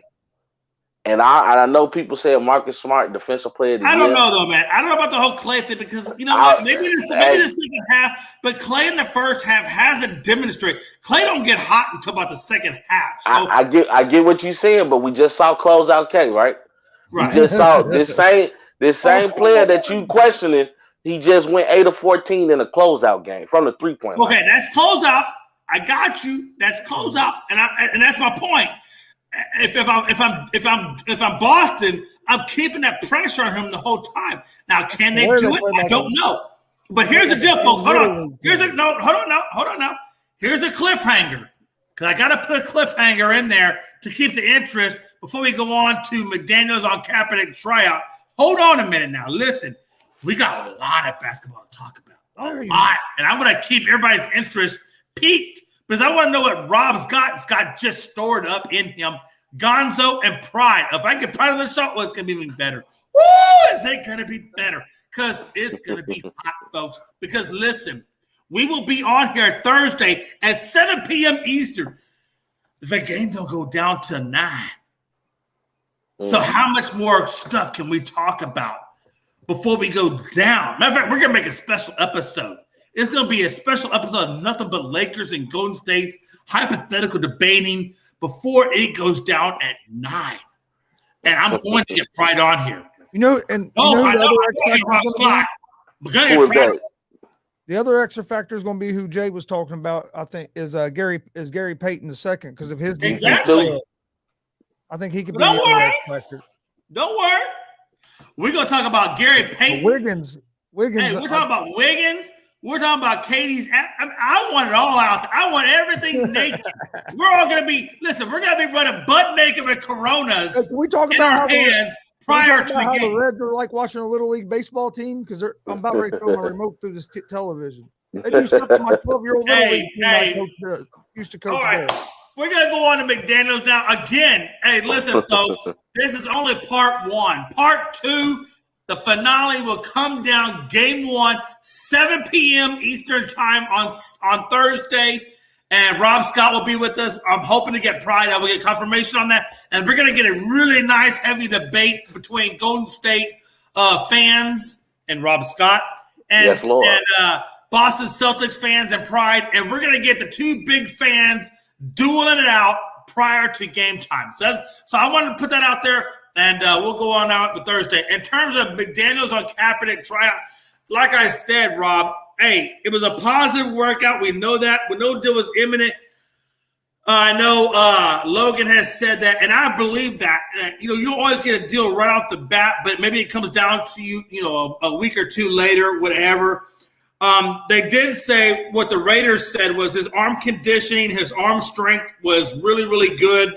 The Raiders offensive coordinator, Mick Lombardi, was with the 49ers when Cap played there. So there are guys that are familiar with Cap at the offensive coordinator level with the Raiders that saw his workout, that believe that his arm is in good strength, that his conditioning is where it needs to be.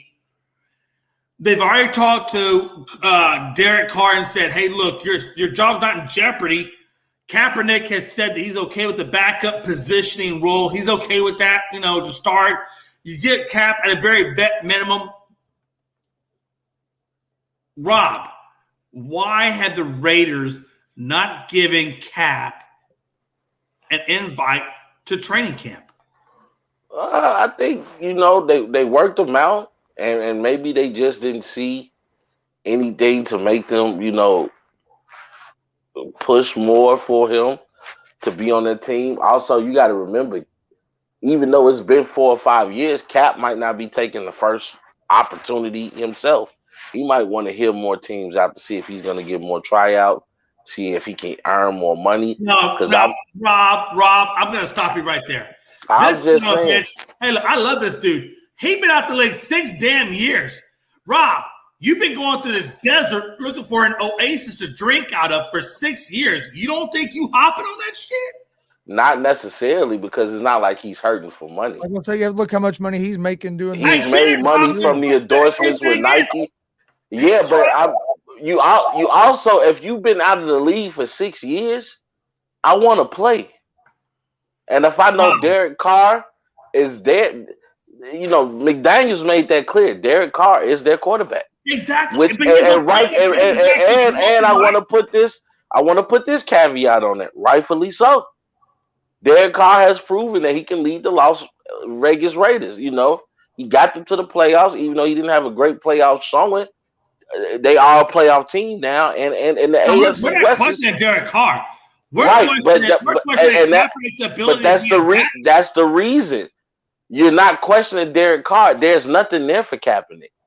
There's nothing there. But Kaepernick said he's already okay with being a backup. He just wants to get back in the league. And there's not a whole lot in starting spots out there for a guy who's been gone for 6 years. So maybe you start out as a backup and you work your way up. I don't know. But I mean, there's better opportunities for him out there. You got Carolina, you got Seattle, you got the Jets. You got teams out there that can use a quarterback. Not with Zach Wilson. I don't think they believe that Zach Wilson is. I wouldn't mind having Kaepernick there. I wouldn't mind having Kaepernick there as a backup to him. It's hell. We can even go this far and say the 49ers. They're not going to use Trey Lance. I get you, but Rob, again. No, I get it, Rob. Trust me, Rob. I know where you're going with that because I'm right there with you. I've already come out publicly and said that Pittsburgh was my destination of landing because I know for a goddamn fact he's better than Mason freaking Rudolph as a backup. And Trubisky. He's better than Trubisky to me. That's my point, Rob. You just made my point. He can challenge Trubisky for the starting role and get the starting job at Pittsburgh. But here's the problem, Rob. They're not offering him an opportunity. They just drafted that Pittsburgh quarterback. Even still, watch this. Nobody outside of even Pittsburgh, nobody is offering him the opportunity. And here's my problem, Rob. Here's the problem I have. The problem I have is I know goddamn good and well Kaepernick is better than possibly a few of the starters in this league. Yeah, and without a doubt. And better than the backups that are behind the starters in this league. And I'm telling you, the son of a gun is getting blackballed, and that's bullshit. He's getting blackballed, but I'm not gonna put that on the Raiders though. Rob, I'm gonna speak on the other side of my face now, and because this is what I want you to hear the full extent of it before you give your response. Because here's the devil's advocate. The devil's advocate is on Colin Kaepernick is this, and I know Gonzo knows this, and Logan is. We talked about this. Why has he not gone out for XFL, USFL, whatever other medium is out there to showcase his talents? To basically say, hey, NFL, look what I do in game time situations. You're not giving me a shot. What the hell is your problem? Well, I think, first of all, to answer that question, he has a goal. His goal is to get back in the NFL. It's not to get in the XFL. It's not to get in the USFL. It's to get in the NFL. So those two things are mute points to him. He doesn't care about the XFL. If he wanted to play in the XFL, I'm pretty sure he could. Remember, The Rock is a partner in that. What I want you to answer is this: him sitting on the sidelines for 6 years, not doing anything, isn't helping his cause out either. I agree. Maybe he feels like he's on this pedestal, but sometimes you go to the other levels to show the game time experience. Because let me be honest with you, I could go do a Raiders workout for you, no problem. I can throw a ball, I can run, I can do the steps, blase. But if you see me in real-time game action, is that not a better interview than a Raiders workout? It is, but nobody else has to go through that. Nobody, you're right, but that's not necessarily And that's true. his argument. There's people that have gone But he, if you really look at it, what he did is what got him out of the league. He didn't. It wasn't his play on the field. You know why? No, it wasn't his play on the field. It wasn't exactly. It was what he did. So in his mind, and I can't. Guys, this is just assumption. I can't really speak for Colin Kaepernick, but in his mind, it's like, well, I'm showing you I can still play. I'm showing you that I still have a love for this game. I'm willing to work out for whoever and whatever team. But my thing is just give me a chance. So he's done his part where he can actually go to sleep at night saying, hey, I went to the workouts. I performed at the best of my ability. I'm going to leave it up to the NFL owners to see if they want me to play for their teams. But other than that, that's he's not not necessarily true, though. That's not necessarily true. They had a workout set up for him, and he didn't attend that workout. Then he went and did his own personal workout. So it's not necessarily that he's exactly 100% cooperative because it's been dictated on his terms on how the workout was going to go. Because the first workout was on a whole different level, and then he didn't go to that level. He went to his own other level, and then maybe a few of them showed up, but not everybody showed up. That's true, but he also felt like he was about to get ambushed. I don't know. How do you know that until you do it? If you don't know, but when you understand the nobody can tell us more about the politics of the National Football League more than he could. No, I get it, and that's my point. So we're on the outside looking. We're on the outside looking in, and I get where you're coming from. You're like, okay, they set up a workout for you. All you have to do is show up and do your thing. But what's the point of me wasting my time if I'm not going to get a fair shot anyway? What I feel like is if he would have done that workout, then he's like, look, I did what you did, and you still blackballed me anyway. It's kind of like when you don't conform, or not conform. I don't want to use the word conform, but when you don't go to a workout that's set up for you, it's kind of like you're taking away you're giving them the excuse. That's the word I want to use. You're giving the NFL excuses for why you shouldn't be there when you didn't go to their workout. That's my point. I want to eliminate the excuses and put the sole effort on his basic, professional knowledge, and then let that be the deciding factor. But again, I want to say this. I've said this before. Colin Kaepernick is, because I get your point too, Rob. I get it. God damn, this sucks because this guy is better. If I'm an NFL owner, I know Colin Kaepernick. Get down. What I got on my damn team. So it's kind of like I hate political shit too, Rob. I hate political shit, man. I really do, bro. I think he'll eventually get a chance as a backup. But you think so? I think he will. I think he'll get more workouts out of this. Who? Nobody's calling on him. Nobody's calling on him yet, but you still got to remember, nobody's calling on Baker Mayfield right now either. Well, that's because he's still with his team, though, too. No, but he's also with a team that they know. You're right. I don't want to say you're not right. I mean, they have a starter in Deshaun Watson. I don't care what you just said. They got a starter in Deshaun Watson, and literally all Cleveland is doing is making sure that man can play. No, what they're doing is persevering. Watch this. Okay, we're gonna keep Baker until we know for sure. Until we know that he can play. If they get the okay that Deshaun can play, Baker's out of there.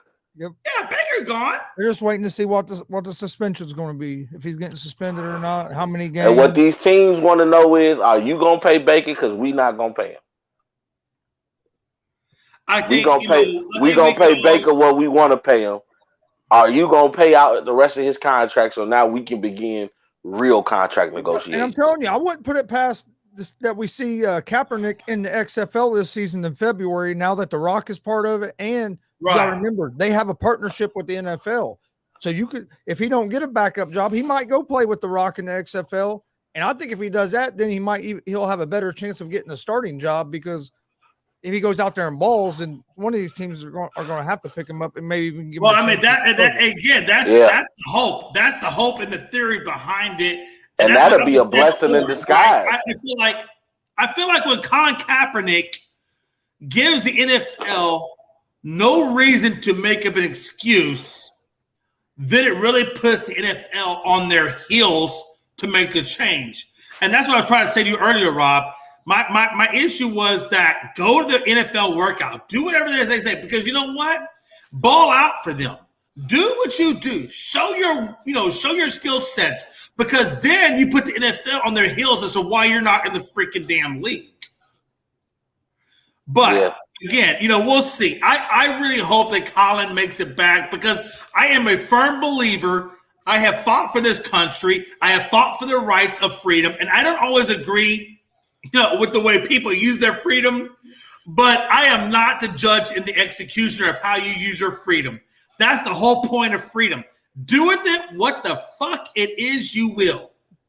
Because at the end of the day, that's what life is, freedom. So, I don't have a problem with it. I have no issues with it whatsoever. You want to take a kneel at the national anthem, if you're doing it peacefully and not killing nobody, boo, do you.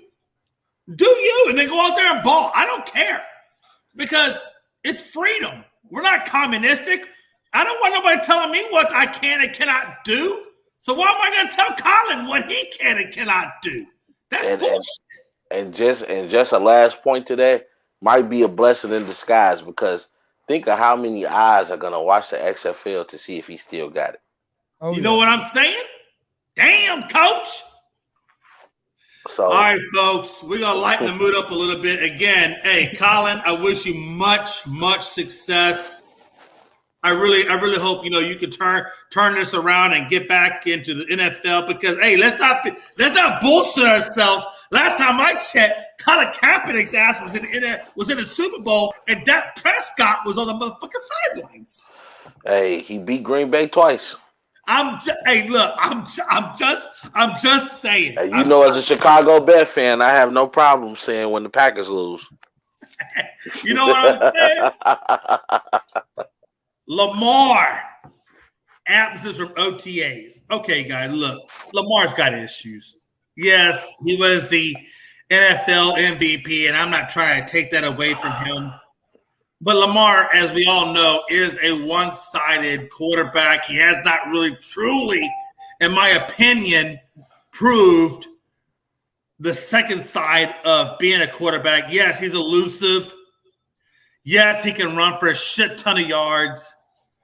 But the passing side of it, the route, reading side of it, the defensive reading side of it, the audible calling side of being a quarterback, that's the part that I'm missing out on with him. When criticized about not being there at the voluntary workouts, his response was, he said at the voluntary workout that, I can't read my own handwriting. I have that same problem sometimes. I hate when I can't read my I have that problem all the time. You know what? As bad as I write, my mom used to tell me, you write like a doctor. And you ever notice how your doctor signs your prescription paperwork? You can't read nothing the doctor writes. You can't read nothing. Why can't I read my fucking handwriting? I didn't. You know what? And the sad part about it is my wife is an elementary school teacher. She teaches handwriting, and I got the shittiest handwriting in the world. Look, Lamar is not at the OT. You take what you will from it. Lamar not at the OTAs. I'm just gonna say this. I don't care what Lamar's thinking. I really don't. His action, because you know what? Words don't mean. Like my wife always tells me. Watch this. Your words don't mean nothing. Your actions mean everything. And if you really want your team to go to the Super Bowl, you won't be there at every inch of it. Every inch. OTAs, mini camps, training camps, preseason, first game. I mean, you're there for everything. You're building the relation. Not even OTAs. Hey, you're taking your receivers, especially, you watch this, you got a new crop of receivers. You don't even, outside of Mark Andrews, you don't even have the same receivers as last year. And you're going to rely on your running abilities? You're not going to try to develop a relationship with the receivers that are inbound? You're not taking them out to, whatever high school or college, whatever it is, and you're not going to practice with them, get them on your page, get them doing what you want them to do, blase, so this season can be successful, and you can show that you really are the NFL MVP. I mean, these are things that I'm worried about because, look, at the end of the day, Lamar Jackson has thrown a temper tantrum. Hold on. All the positions outside of quarterback, they are what they are. But your quarterback is your leader. He's your guy you look to. He's your, quote unquote, and I don't want to sound non-biblical, but he's your Jesus. He's the guy you go to for the answers. He's the guy you go to for, hey, how do you want to? He's your guy that gets you to the Super Bowl. If you don't have take Miami for example. Miami got every position on the earth covered. Trust me. Wide receiver blanketed. Running back blanketed. Offensive line, defensive line blanketed. But what they lack is a field general. I don't give a damn who you put on Miami. If you think you run that damn offense through Tua and you go into the Super Bowl, you might as well shut the fuck up, take your ride to Cancun, and enjoy a nice day. I'm just saying. Then you look at, Lamar Jackson. Hey, Lamar, you're a hell of a gifted guy. But if you don't spend the time with your receivers, how are you going to take this team to the next level? And you don't think OTAs are important? Every minute of every hour of every day is important if you want to get to the Super Bowl. That's my opinion. Gonzo, and then I want Rob Scott to wrap it up on Lamar's absent from OTAs. Gonzo. Oh, man. I kind of agree with what Rob said. He's kind of throwing a temper tantrum. I mean, you have to, if you want to get good with your receivers, like you said, you have to be there.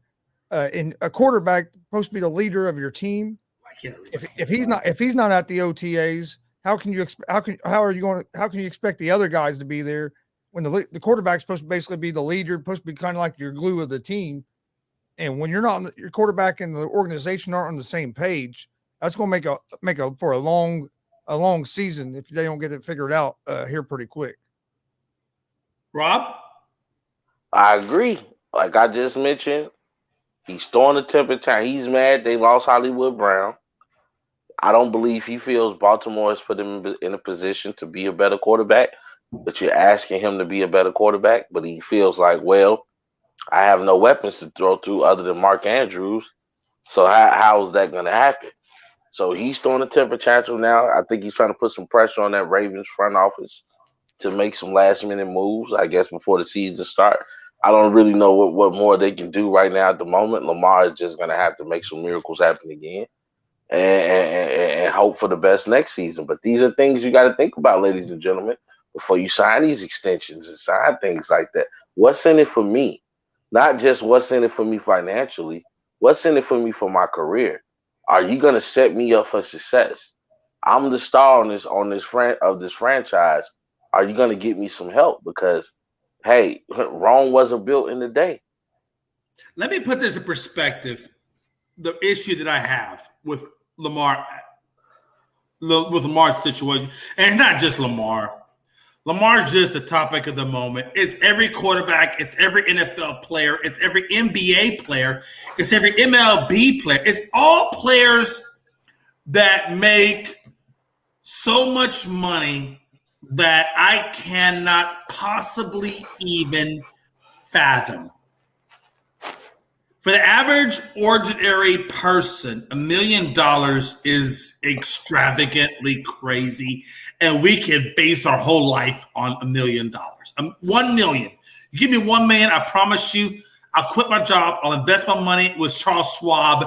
I'll buy a moderately priced house. I'll buy a Prius, and you'll never hear from me, and I'll fade off the grid, and I'll be okay. 1 million, and I'm living life beautifully. Okay, 1 million. Okay, just take that. We all feel like that, man. Give me $1 million, you put me in the game, coach. Hey! I'm just saying. But I want you to ride this roller coaster with me for 1 minute. Just ride this roller coaster with me for 1 minute. We're gonna do any last season. Hold on. Last season. Hold on. Just hold on. Now, damn, Kevin, I haven't put the seatbelts on, sons of bitches. Hold on. Listen, last season Lamar threw 13 interceptions and was sacked 38 times. That means he had no chemistry with his wide receivers, and he had no route 1, route 2. I don't even know if he did an audible. I mean, there's so many things that went wrong to be sacked 38 times on a Baltimore run offense. I'm just saying it's a little excessive. Here's my point of view. This is the way I look at it. If you're not willing, if you want a big-time contract, and look, Lamar's up for a big-time contract, and you want me to give you hundreds of millions of dollars, and you don't want to devote time to the cause, not just yourself, but the cause being the team. You don't want to devote your time to the team to develop chemistry, to develop all the things it takes to win a Super Bowl, to do the things that you're paid very extremely well to do. Pisses me off. To the point where I hope he fails miserably and breaks his collarbone at 10 places. Because I'm going to tell you why. I got teachers. That's a little harsh, Jay. Hold on. I got teachers. First grade, second grade, third grade, fourth grade, fifth grade, all the way up to senior in high school who devote endless amounts of time. When I say endless, I mean endless amounts of time to the development of their children. I know this because my wife is a first grade teacher. My wife spends her whole life on the phone talking with parents, trying to develop their children to be the best that they can be. Who cries? My wife cries when her children are failing and their parents don't care. My wife cries. My wife makes less than $2,000 a month. And she cries and devotes her whole life to children and their education and cares more about them than they do themselves, and cries and makes less than $2,000 a month and devotes 6 out of 7 days a week to her job. So that means my wife gets 1 day off. You know how I know that? Because on the 6th day, I'm in the classroom with my wife, getting the lesson plans, getting the worksheets, cleaning the desks off so they're hyperallergenically clean for COVID, sharpening the pencils, doing all the things it takes to make these children successful on a Saturday that she's not getting paid for. But she's in there working her ass to the bone because she cares that much about her students. Making less than $2,000 a month.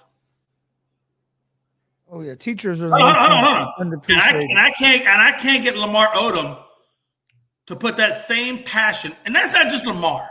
It's everybody. It's Lamar Jackson. I got you, my boy. Hey, look, I think I said Odom, but I meant Jackson. Lamar Odom, hey, please don't sue me. I didn't mean that. But what I'm saying is, guys, listen. We got people out there for less money working their asses to the bone for a craft that they care, something they care passionately about. And these athletes who get paid all this money and don't care as nearly as much, all they care about is the fame and the fortune, but they don't care about the craft in which they're developing. And that's my problem. I don't have a problem with paying Lamar Odom $200 million. I don't have a problem paying Lamar Odom $300 million damn dollars. But if I'm paying that much money, I better see Lamar Odom in the offseason working with his quarterbacks, his wide receivers. I better, I want the passion and I want everything but it's not going to happen that way because capitalism and the American dream doesn't work that way. I get that, but it irritates me at the same time. And I'm going to rest my case. Gonzo, I'm going to go to you, and then we're going to wrap it up with Rob Scott. I apologize. My brain is so scattered. Yeah, I just like I said, with Lamar Jackson, I think a lot of it he's throwing a tantrum. I think they'll get it settled out. The big thing I think the Ravens need to do. Everybody talks about the receiving core. I don't think it's as much as the receiving core. Yeah. Is Lamar's throwing ability is just not up to par yet. But for two, if you look, ever since they lost their running back, they've not been the same team. That their running game with Lamar doesn't work the same when they don't have that top running back there. So I think that hurts them a lot. But absolutely. Because teachers are the most underpaid and most underappreciated job in our country. I use that as an example, but it's an example of Lamar. I know you want a big contract, but damn, bro. It's a great example because teachers are, to me, is the most important job. They're the ones that we trust to teach our youth the future of our country. And they're the most underpaid and underappreciated people that there is. That I've always fought. I got friends that are teachers. My sister. And so you know what I'm talking about. So if you have friends that are teachers, you know that these teachers, the amount of time that they put in because their salary, that's the downside of being a teacher. The downside of being a teacher is you're a salaried person, not an hourly person. So that means your hours don't really matter a whole. Yep. That means you're basically I hate to say it, but you're a slave to the community. Well, I know how it is. Like, hey, I coached high school wrestling for 10 years. Yeah. The season would start in November, the high school season. Right. The high school season ends in February, but that's not counting all the stuff you do with your youth program to build up your high school program. Oh, I totally agree with you. How much you think high school wrestling coach got paid? I bet you. Okay, if I had to guesstimate, I'm going to say, based on what a teacher with first year experience gets paid, I'm going to go with that as my number. So I'm going to say $42,000. Oh no! From November to February, I made $2,000. Okay. So I don't know how the sports side of it works. I don't know if you're a salary or a game. November to February, $2,000, and basically your coach. If you're a coach, you're coaching all year because you have to build up your youth program and everything. But $2,000 is what they pay. Like I said, teachers and anything to do with youth is severely underpaid in our country, and teachers are severely underappreciated. But and to put it in perspective, look, guys, I'm not trying to say that an NFL guy compares to a teacher because I understand the physicality. Yeah. No, what I'm saying is I understand, what you put your body through and things like that. I don't want to take away from that. What I'm trying to say, the point I'm trying to make is if a teacher devotes that much time on that little pay for her craft, why are you not putting in that same level of commitment to your craft to what they're paying you? That's the problem I have. Yeah, what you're saying, but I don't think you can go that route. No, hold on, Gonzo, hold on, Rob, please enlighten me. I don't think you can go that route because sometimes the players' temper tantrums are warranted. Just because I'm making all this money doesn't give you the right to say that I can play this game balls to the wall because you want me to, and they're not giving me anything to play with. If I'm LeBron James, look at me I gave you 7 years of my life in Cleveland, 8 years of my life in Cleveland. But let's now I say something. Hold on, before you make that argument, because I understand where you're trying to go with that. Believe me, I'm on the same. But I want you to address a specific area. We're not talking about that. I want you to address specifically an athlete like Lamar Odom. I'm not Lamar Odom. God, why am I saying Odom? Lamar Jackson. Take Lamar Jackson. He's in a contract year. He's trying to get the quad. He's trying to get the big dollar. Why am I going to give it to you when you're skipping OTAs and we got a new receiving core that you have nothing to do with? That's the situation specifically I want you to address when we're giving a big dollar contract. Well, my thing is, how are you going to give me the big dollars if you don't give me the tools I need to get these big dollars? Now you're wasting my time. You just want your product out there on the field. I want to win. I have legacy on the line here. So my thing you is, always got Mark Andrews, but we don't know what he has in his receivers. and that's the problem. We don't know. You didn't do anything to make me successful you didn't hold up your end of the bargain as the front office, as the executives of this team to bring in talent. We have questions. I think he's mad he lost Hollywood. But Rob, hold on. That's like my wife going into her elementary principal and saying, listen, you gave me all of the IEP kids. You gave me none of the general education kids. So therefore, I'm going to give you shit in return. Well, you got to understand that. No, I'm understanding. Unfortunately, because, and I say this with all love, because my wife is a teacher working for the Chicago public school system. Wait, what grade, Rob? So I understand. Rob, I love you. What grade? My wife teaches special education. Okay, shit. So she has to deal. She really has to deal with bull stuff. And I'm trying not to curse on your show. Oh, I know, brother. But you understand. Not only is she dealing with kids that actually have special needs, she's dealing with kids that have behavior problems that they label as. Oh yeah, I know. I love your wife. I don't even know your wife, but I love her because what she does. But I get it, Rob. And she really cares about the kids. But what I'm about to say, she will say it sucks, but you're right, babe. Because our wives don't work in those positions where they can actually have a voice. See, it's nothing you can tell Lamar Jackson. I can speak up for myself because I really don't need you. You've paid me already. I'm in a position now to take care of my family. So now I can talk up for myself and say, hey, you know what? Screw you. You want me to go out here and make a miracle happen? First of all, look, our team was injured last year, which answers your question, Jay, of how did he get sacked so many times with a run-first offense? All his running backs was gone. So Rob Scott. I heard him last year. Hold on. That's what I'm saying, though. Your running backs are gone. You lose your top receiver in Hollywood Brown. Let's be honest. Right now, name me another receiver for the Baltimore Ravens. Well, before Brown was even an issue, you always knew his number one target was Mark Andrews. Brown probably got the leftovers, but that's the thing though. Marquise Brown left because he wasn't the number one receiver, and you question Lamar Jackson arm strength. Lamar Jackson is saying you question Lamar. Rob. So what I want to know is this, Rob Scott. I'm gonna promote you. I'm gonna promote you to general manager of the Ravens, and you have all autonomy to give whatever contract to Lamar Jackson you want to give him. What are you doing? And that's my part. I'm not giving you a full a max contract. Okay, so what are you giving him, Rob? We'll negotiate. We'll talk. What's the potential he can make? Okay, so that's my point. So and so what I'm saying. What's the potential you can make, and then we gonna cut that down to size. Because I'm not giving you a max deal. It's just the same thing as the Brooklyn Nets should do with Kyrie Irving. I'm not giving you a max deal.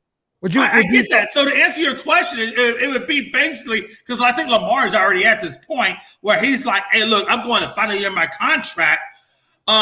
If you're not going to give me max, then we can talk at the end of the deal."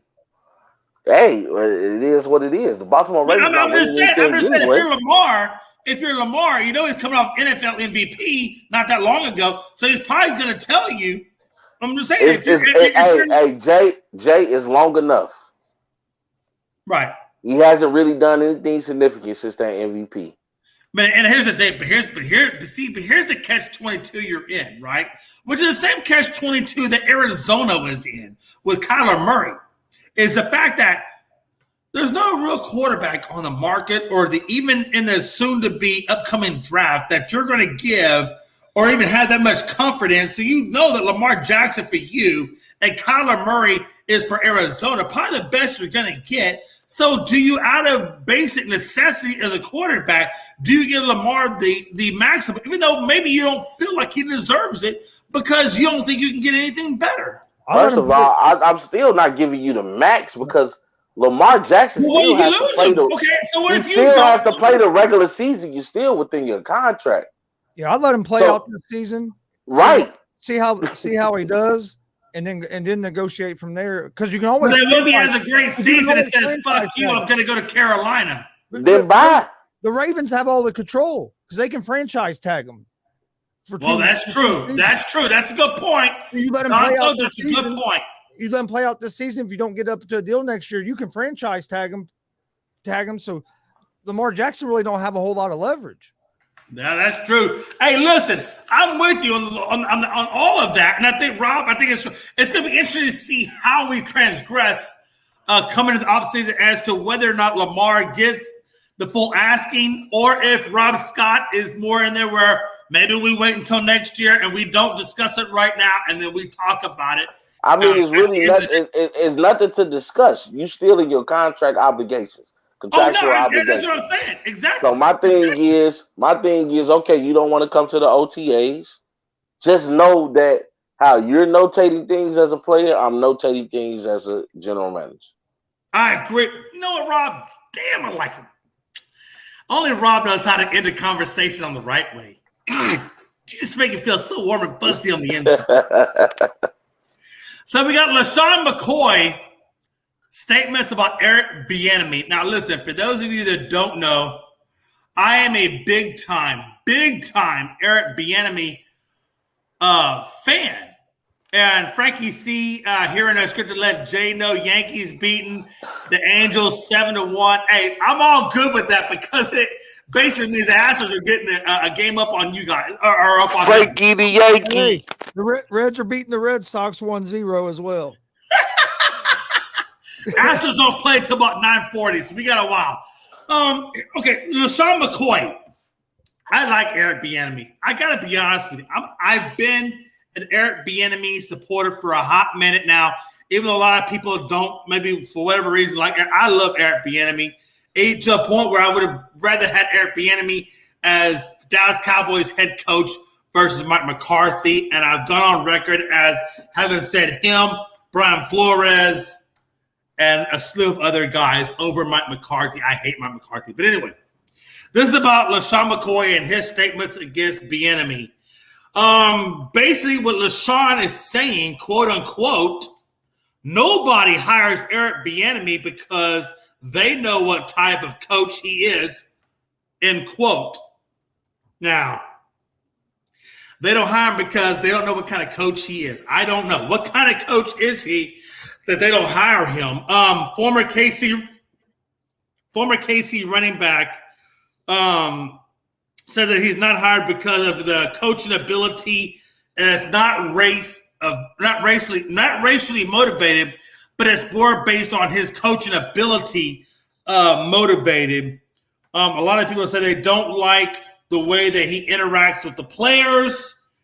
My question to you guys specifically, Gonzo and Rob, is the reason that he's not hired because of the lack of playing time or I should say, is LaShawn McCoy's comments about Eric Bieniemy about his coaching time? Because let's be honest, LaShawn McCoy only played 34% of the snaps. So my question is this, and Gonzo, you're first, and Rob, you're second. And, of course, in the comments, please put your answers in the comments and we'll put them up.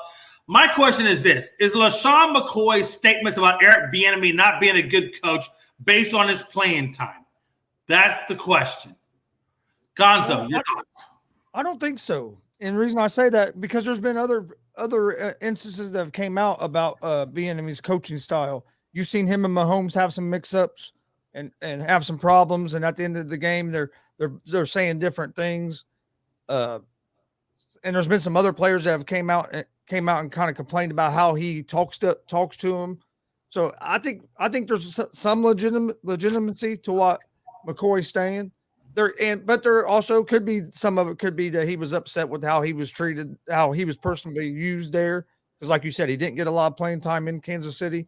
Running backs usually don't get a lot of touches in Kansas City. If you look at it with Mahomes, they don't give the ball to that running back very often. I think it's kind of a combination of both, because I do think there's something to it, because you've heard it from other players, just and not him. I mean, like I said, him and Mahomes have had issues. You've heard that there was a rift between him and Reed and Mahomes at the end of this season. Right. So I think that has something to do with it. I don't know why he don't get a coaching job. Maybe it's how he talks to people in his interviews. Some of it could be due to race as well. I mean, we know we have a problem with getting black head coaches in the NFL. So, I mean, don't get me wrong. We know that is an issue. But it's an issue with getting black head coaches to the head coaching position, not in the NFL, but to the head coaching position specifically. Yes, but especially in the NFL. NFL is worse than a lot of the other leagues. Right. Yeah, but with me and me, I got to think that there has to be something that he's saying or doing that has to be affecting it as well, because you hear every year he gets hyped up as a top coaching candidate, does all these interviews, and for some reason he's not getting a job. So I think there is some legitimacy to what LaShawn McCoy is saying. So, Rob, my question is to this is, and obviously with what I've already said about Eric Bieniemy not getting along with the players, and everything that LaShawn McCoy has said about Eric Bieniemy, the third thing I want to throw into this equation that I want you to base your answer on is that Andy Reid has vetoed a lot of Bieniemy's play calling, and maybe that Andy Reid is more responsible for the offense that Bieniemy is. I'm just asking a question. What do you think, Rob? I can believe that. I mean, if we really be honest, Andy Reid was the only one speaking up for Eric Bieniemy. He would try to make it his business to tell reporters, to tell the media that Eric Bieniemy was responsible for the offensive side of the ball. But as Chris mentioned and alluded to, we've seen or heard about the problems he's had with Patrick Mahomes, and now other players are coming out and saying that Eric Bieniemy is not that good as a coach. That kind of goes to the reason of how the Chicago Bears actually get a general manager that was a general manager of the Kansas City Chiefs, and he doesn't even go with Eric Bieniemy. So that speaks volumes of who you are as a person, who you are as a coach. I know a lot of people question that play call in which he didn't realize how much time was still left on the clock without calling the timeout before they go into the halftime.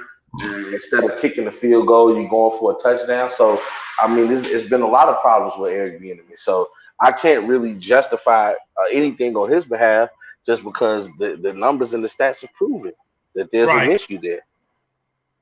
And the same problem that Eric Bieniemy had with the way the half ended is the same in which, Eric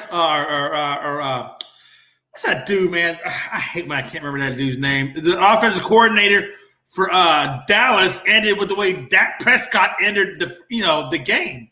I hate when I can't remember their names. It's on the tip of my tongue, but for some reason, quarterback. I can't think of his name now. But you know what I'm saying? I think the way that Dallas ended the game, and the way that the Kansas City Chiefs, Kellen Winslow, God, why do I gotta remember that? The way that Kellen Winslow ended the game for Dallas, and the way that Eric Bieniemy ended the halftime for KC, is at the same level. It's not any damn different. Kellen Moore, one's white and one's black. So it is what it is. Hey, Jay, Kellen Moore. Winslow, Moore. I think Winslow's a tight end. I think Winslow's a tight end, whatever. I couldn't remember. I had to look it up. I ain't gonna lie. Hey, that's why Unscripted has badass people that come on this show, because they fact check me. All right. Hey, the last thing I want to say about this before we move on is the fact that the NFL, and I think Rob's going to agree with this. I don't think he's going to deny it. I think Chris is going to agree with it. And I don't think, but if so, I'm going to give about a 3-second delay. And if they want to say whatever they want to say, then they say what they say. But my point is this: the NFL has a real issue with how they interview their head coaches, and I think it's been very experienced throughout this year. Not taking away from Peterson and Philadelphia, because he is a good quarterback developmental coach with what is needed there. in terms of their brand new quarterback that they just brought in. But the questions that I have, and me personally, and this is me personally, is in Denver, Houston, and New Orleans. Those are the three that I have. I would say New York, but Dable is a good coach. I can't fault New York for going. I don't like the way that they handled the situation. I thought the way they handled it was stupid and wrong and everything. But the fact that they went with Dable as a head coach, I can't fault it because Dable, what he did in Buffalo and the quarterback development of Josh Allen, I understand why they went with Dable. But at the same time, why are you bringing in Flores when you've already made your decision? That's the problem I have with New York. But we're going to exclude New York from this conversation because they did hire a capable coach for legitimate reasons. But Houston, New Orleans, Denver, really? Really? Over Brian Flores? Really? Those are the problems that I have with the NFL. Gonzo, I want you to lead off. And Rob, I want you to wrap it up. The three that I mentioned, and if you want to throw somebody else in there, please be. My problem is Brian Flores and NFL coaching experience this year for minorities was fucked up. Gonzales, go ahead. Oh yeah, there needs to be a lot of changes made to the NFL hiring processes, but unfortunately, I don't think anything's going to change until we get some of these owners out of there and get some younger owners into the league. Yeah, just like I say with the government, there needs to be a term on the Congress so your Congress changes with each generation because each generation is different, and I think that's the same thing in the NFL. We need to get some different owners in there, younger owners that think like today's world thinks, not guys that still think like back in the 60s and 70s. And I think that's going to be when you see a big change in all professional sports is when you get rid of some of these old ass owners and get younger owners. Right. I think that's the key to get everything more equal is getting younger people in there that think like people think today and not people that still living in the past. No, I absolutely, definitely agree with that. Rob, your thoughts? I agree. We like Chris said, we talked about this before when it came to the subject of, what we can do to, increase gun control in this country and whatnot. And the problem is there's still too many people with that old school mind of what minorities can and cannot do if they can lead, their franchises to the motherland, or if you can lead the people to the motherland. And my thing with that situation is, we've seen too many times where, and I hate the word minority, but I understand where it comes from. But, we've seen too many times where people of color have made great strides, whether that's been in technology, astrophysicists, astrosciences, medical, technology, anything. We've seen too many times where people of color have shown that we can completely get the job done. Right. And I believe that, until we get these new age thinkers in these positions of power, we're going to continue to see the same thing because unfortunately the people that control the money are the people with the old school way of thinking. Yep. Right. And they make sure that they control the money. They make sure that there's somebody always that thinks like them controls the money because they breed the next generation. Remember, people, hate is not learned. Hate is not something that you just come up with. It's a learned association. It's something that's taught. So they continue to teach hate, and that message gets across to the next generation. Another thing that needs to be changed, we need to get the word minority out of our vocabulary. I hate that word. I understand because what they're saying is if you're talking about geographically, there's more Caucasian people than people of color or people of different ethnicities within different parts of the country or different parts of the world. But Hey, real however, quick, if you don't mind me speaking, though, if you look at that, though, hold on, Jay. If you look at that, you can't call everybody the same race of Caucasian. You have Irish Americans, Italian Americans. Like there's different type of people, and until people understand that they say, people, hold on, come on now. it's just people. But hold on, but you got to understand the Census Bureau. That's what we base everything off of. Look, if you don't like the way the Census Bureau does things, when you get a thing in the mail that says, "Hey, I'm the Census Bureau. Tell me what race you are, blase, blase," mail it back to us, then it's your damn problem. But when the Census Bureau sends you out a card and asks you what your race is, they're trying to figure out what the ethnicity of the United States is made of. So because everything, I don't agree with it, but that's how we base everything off of, right?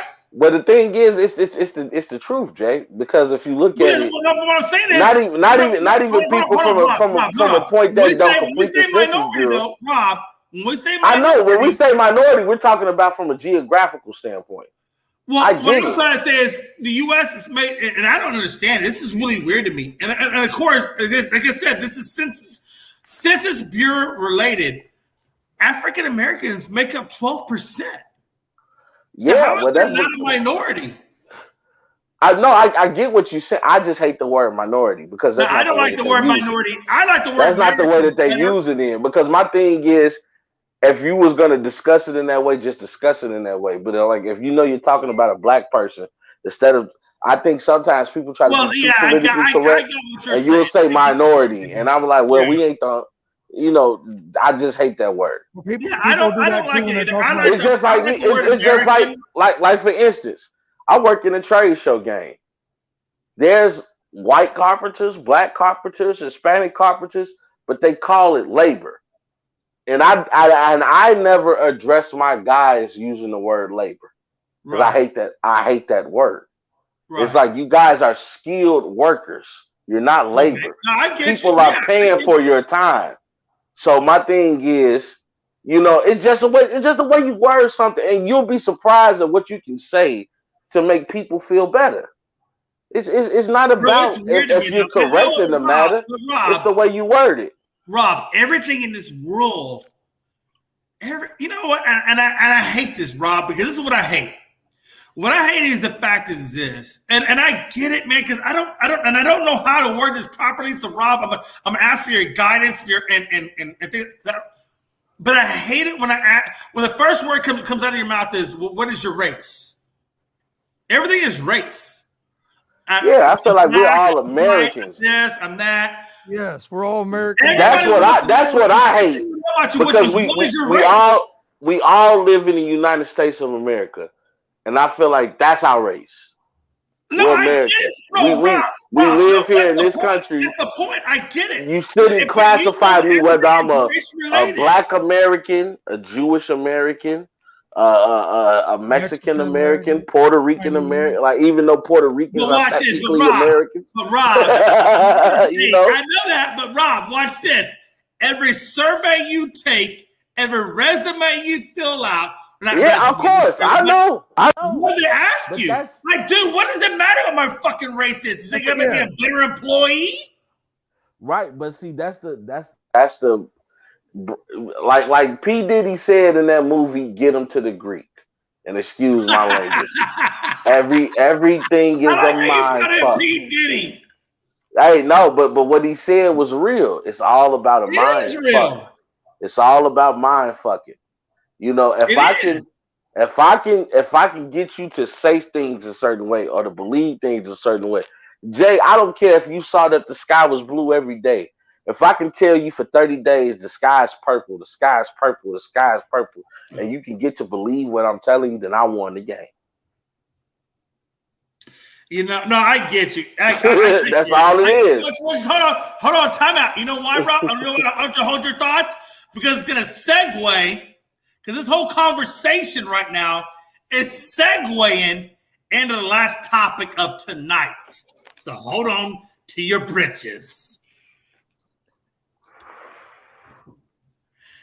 Josh Donaldson apologizes to the Robinson family. Now, this is the last topic of the night. This is why I want you to hold on to everything you had to say because it all ties in with this. And this is what I want to ask you about.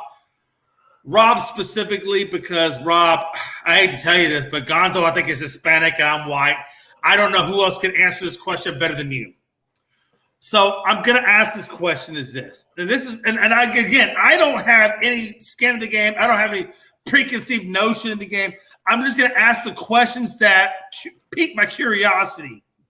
Josh, or first of all, Tim Anderson comes out and says that he is the Jackie Robinson of the era because he wants to make the game fun and he wants to change the game to make it fun and this, that, and the other. So he comes out and publicly says that he is the Jackie Robinson of this era to make the game fun and to change the game from where it's currently at. Okay. We know what Tim has said. We know in the context of which he's trying to make the game go in. Then you have Josh Donaldson, who comes out. Now, these guys apparently were friends at some point before all this happened. And according to Josh, now this is according to Josh, his theory behind calling Tim Jackie is basically playing upon like, how are you Jackie when you think you're changing the game? When Jackie Robinson went through much, much greater things to change the game. He's basically calling Tim Anderson out. According to him, he says he's calling Tim Anderson out basically on calling himself Jackie. Not that it's racially motivated on Josh's part. He's just saying what Tim said. Now, everybody has said that Josh Donaldson is racist. Everybody has said that Josh Donaldson is this, that, and the other. But who's to say who's right and who's wrong? You know what? And that's a tricky situation. It is tricky. Because I can understand both. Like, how many times have we been in an argument? Let's say somebody say, well, you know what? Let's say you were arguing about basketball. And they were like, well, you know what? I'm the Michael Jordan of this court. And then you make a slick comment like, well, okay, Michael. You know what I mean? Yeah, it's like that's exactly what I'm saying. I understand exactly what you said. Like, okay, Jackie. Like, you know, and sometimes people need to, I think the thing that will help everybody in the world is if you stop listening to what was said and listen to what was said to make somebody either say that thing or how was it said. People need to understand context. You know, it's a different situation if I said, you know, man, you know, somebody kicked the cat. You like, oh my God, you kicked the cat. You're an animal abuser. But I never told you that cat was hissing at me for no reason and clawing at me. And I had to either kick the cat or let the cat hurt me. You didn't listen to that context. You get what I'm saying? And you know what? You got to understand the context of the situation. I think people are so quick to react.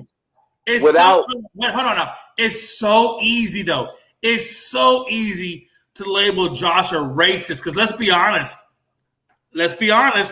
Everybody that I've seen in the comments, not when I say everybody, I'm talking about the comment sections of people that are generalized people, not like affiliated with the networks.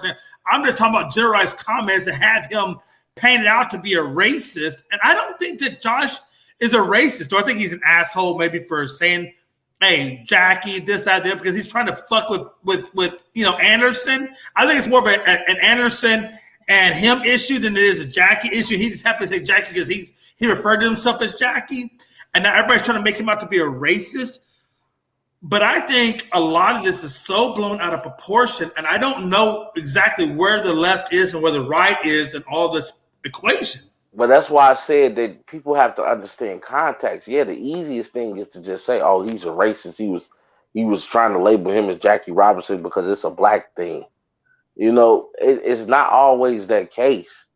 The harder thing is to actually listen to people and understand where they were coming from.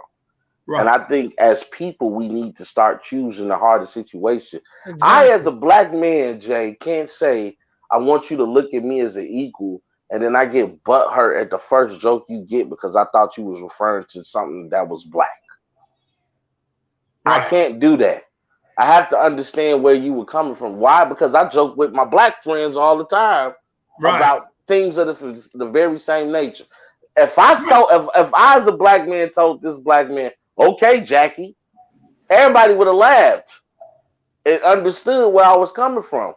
Because he's a white guy saying it. Now everybody was like, "Oh, he's a right." Come on, man, we gotta cut this shit. But that's the whole point, though. I think, Rob. But that's why I'm saying, as people, we have to cut the shit.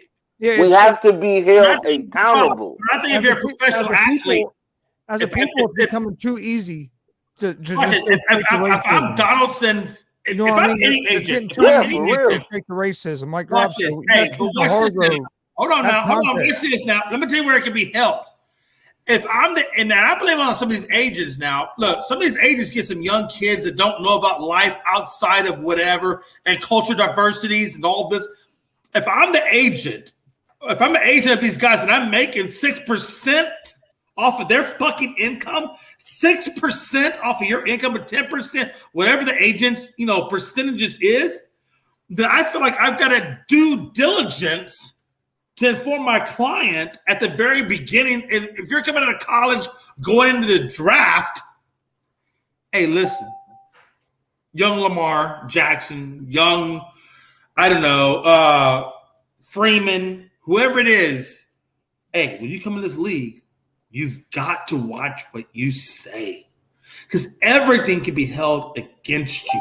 So you're better off holding your opinions to yourself and just answering the question for what it is. Hey, how did this play turn out? Well, the ball was this way, the ball was that way. But don't start giving and definitely don't start saying things to other players that could be taken the wrong way. What I'm trying to say is the agent should be telling his client before he goes into the arena of public notoriety, hey, look, you're under the microscope at this point. Mm-hmm. You need to watch every damn thing you say because whatever you say can be taken the wrong. What I'm saying is the agent should be, for their 6% that they're taking off these guys, they need to be educating them to the ways of professional mediocrity or celebrity-isms, or because maybe they don't know, or maybe they've never been educated in their lives, and maybe this is the first education that they're getting to the way life is. Well, my thing is, look how much shit gets talked in sports, and you're telling me that this is the worst thing that's ever been said on a baseball diamond? You're right. You know what I mean? Or on during a football game, or on the NBA court. This is the thing that we're going to classify as racist.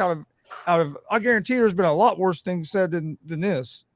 Dude, I understood the conversation, and I've heard of this topic, but I haven't really explored it because it just wasn't worth going to look at. Like, I understand. Yeah, and I agree with you. He was joking. He was like, "Okay, Jackie." But that's the problem. Right? That's the problem, Rob. That's the problem. The problem is, you know it. I know it.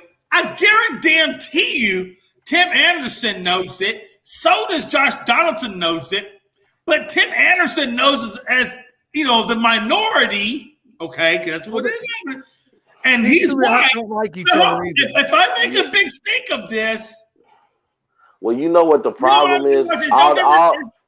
All this is alluding to is that America has still yet to have that conversation. Exactly. About race. I agree with you. No, I definitely agree with you. But I got to be honest with you. And maybe this is even on the parents. If I'm raising my kids to the point of, hey, look, you can't make these kinds of comments. Yeah, I mean, well, that's the same. That's the same way we're raising our kids. But that's the same way we're raising our kids. Hey, try to avoid the police. If you get pulled over, this is how you talk to them. You know what I'm saying? It's the same way across the board. And my thing with that is that's what makes this country so scary. Yeah, it is. Because anything can go left at any moment. And I think us as a people, when I say us as a people, I'm talking about the American the whole group.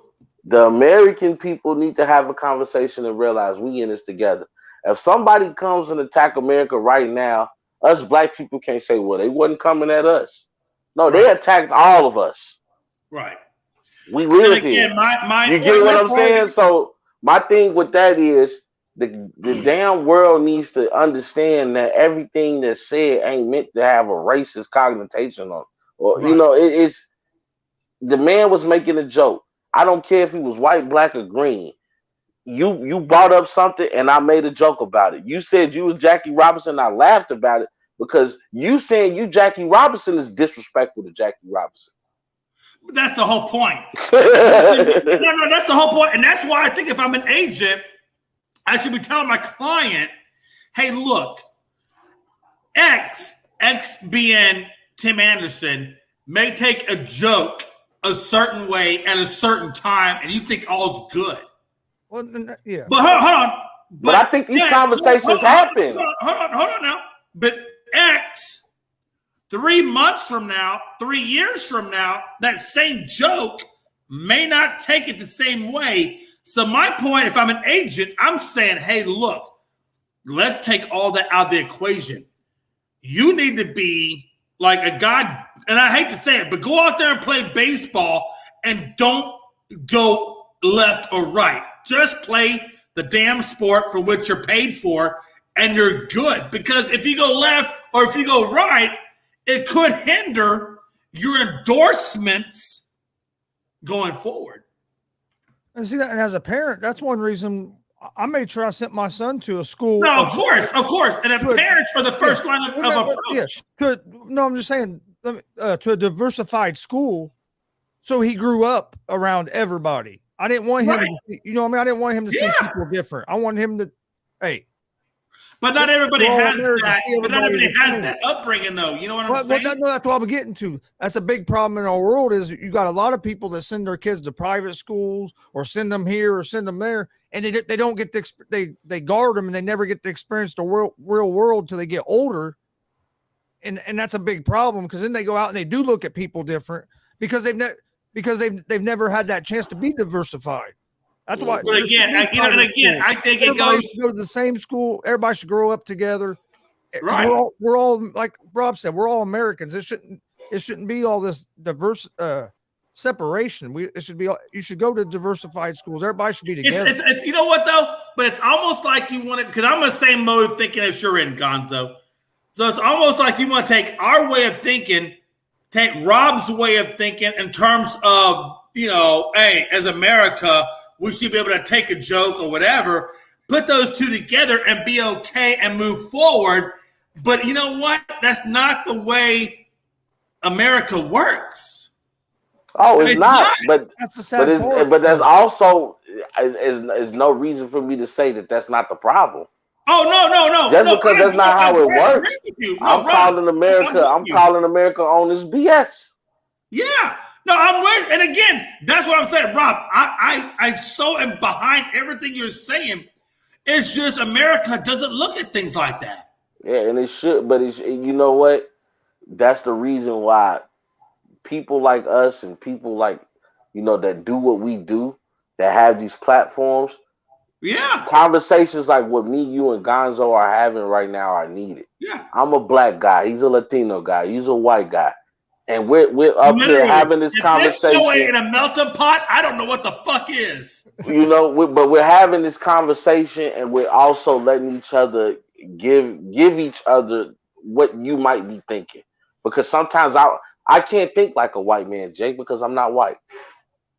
You can't think like a white man, Jay, because you're not. I mean, like a black man, Jay, because you're not black. And vice versa with Chris. So the thing is, the only way America is going to get better is not just through conversation, but through actually listening to understand each other's point of view. That's it, bro. And until we get to that, it's always going to be situations like this. Hey, if you don't mind, and Chris, I don't know what you're pressed on time or what you're looking like is, but I feel like God is I feel like my life experience and God has kind of put me, in this situation. I want to talk about something that was really dear to my heart and really close to me and really weird to me, and all at the same time. I moved, Rob, back in 2002 to Washington, D.C. on the southeast side, Anacostia, right across from the Navy Yard on the Yellow Line. And I'll never forget it. My wife, who was at the time, she's now my ex-wife, but at the time she was half Hispanic, half white. She told me about a house that we could qualify for to buy in DC, and it was very hard to get a house at a reasonable rate because the housing market was off the chain, and I wound up buying this house, Rob, at $93,000. It was a shithole of a house. It wasn't a great house. It was just a shitty house that me and the wife put a lot of time and effort into to make it nice. But the point I'm making is I went from an area that I lived in that was predominantly white, maybe a little bit of Hispanic, maybe a little bit of African American, but predominantly white. And I moved to Southeast DC that was 100% African American. 100%. Like when I say 100%, I mean 100%. And it wasn't the easiest of African Americans on my land. It was pretty rough goings. They didn't know how to take me. I didn't know how to take them when I first moved there. It was really, really touch and go. I was called Cracker. That was my new nickname, was Cracker. I wasn't called Jason. I wasn't even asked what my name was. I was just referred to as Cracker because I knew I was the only white person within a 15-block radius. I was the only white person. But you know what I did?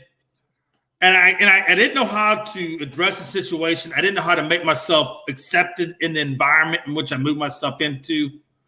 So what I did was I got up a trash bag, and I started every night about 7:00 until midnight. I would gather up trash throughout the neighborhood. I would walk every street, block by block by block, and I would have probably about 15 trash bags, and I would just gather up people's trash. I would just put trash in a trash bag. To the point where everybody knew who I was. I was the white trash bag picker-upper. Everybody knew within a 15-block radius, everybody within a 2-week window knew exactly who I was. They knew exactly what I was about. And I picked up their trash. If they threw it down, it went into my trash bag. And I earned their respect that way. And I will tell you this. Everybody has been wrecked into, robbed. Nobody ever messed with my house. Nobody ever messed with my cars. Even when my mom came in town, they didn't mess with stuff. Because I earned their respect. And I feel like that's the way us as Americans have to be. We have to earn each other's respect, regardless of skin color. We have to earn each other's respect. It doesn't matter what color you are. It just matters what type of person you are. What is your character? What do you bring to the neighborhood? Do you bring positivity to the neighborhood? Then I got your back. Whether you're black, white, brown, yellow, I don't care. If you bring drugs to the neighborhood, I can't support you. No matter what your skin color is. And let me tell you something. I'll be honest with you. I bought marijuana, some really good marijuana, off a white guy. So shut the fuck up with all that bullshit. I'm just saying. Well, you know what, Jay? What I got out of your story before I get out of here, because my wife. Yeah, no. Go ahead. I'm sorry. Go ahead, but Rob. No. You good? But what I would say is the moral of that story is, regardless of what communication barriers that you guys were going through, and it started off rough. You know, you had your thoughts on them. They had some words for you. So, yeah. But the thing was, somebody, whether it was you, whether it was them, came to an understanding that we were in this together. Yeah. And what you looked at it is, I live over here. I want the value of my property to go up, which means I need to make. Rob, not even that. No, I'm just saying. No, Rob, you know what the day was? No, for real. You know what the day was? It was the fact that the 9-year-old, several 9-year-olds, that called me Cracker, that went to the elementary school that was literally half a block from my house. Yeah. eventually asked me what my name was and started to call me Jason. Yeah. That's the moral of the story. The moral of the story is that we all have to stop looking at skin tones, start looking at people, and let's go from there, and we're good. Because everybody's going to let you down no matter what the skin tone is. People in general will let you down. But we have to stop looking at the skin tone and start looking at the character when we look at people. Character could be everything over skin tone. That's what I look at, and I'm glad my mother raised me in that way. I'm glad she did too, because I love you. Hey, I love you too, brother. And honestly, one of my mom's best friends was Puerto Rican. I grew up, I grew up, you know what I'm saying, with that philosophy of understanding. You know, one of my mom's best friends is white. One of my best friends is white.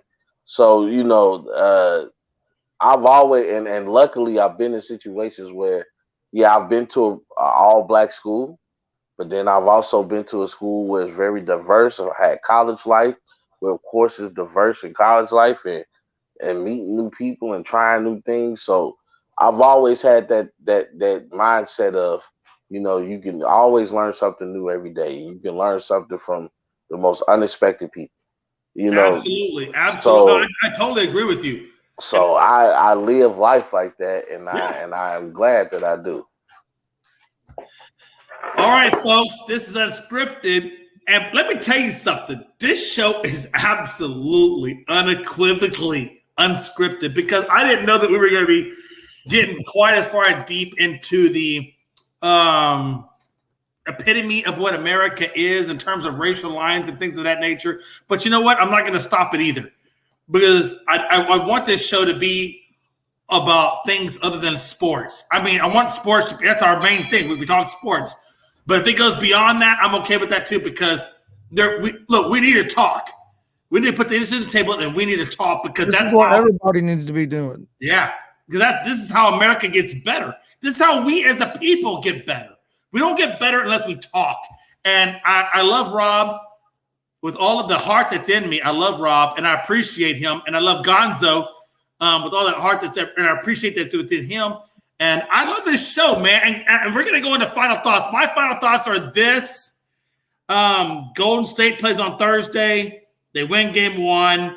And I do believe what Rob is saying. We go game 6.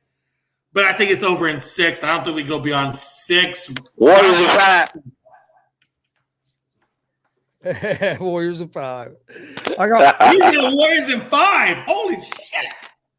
Rob? Yes, Lord.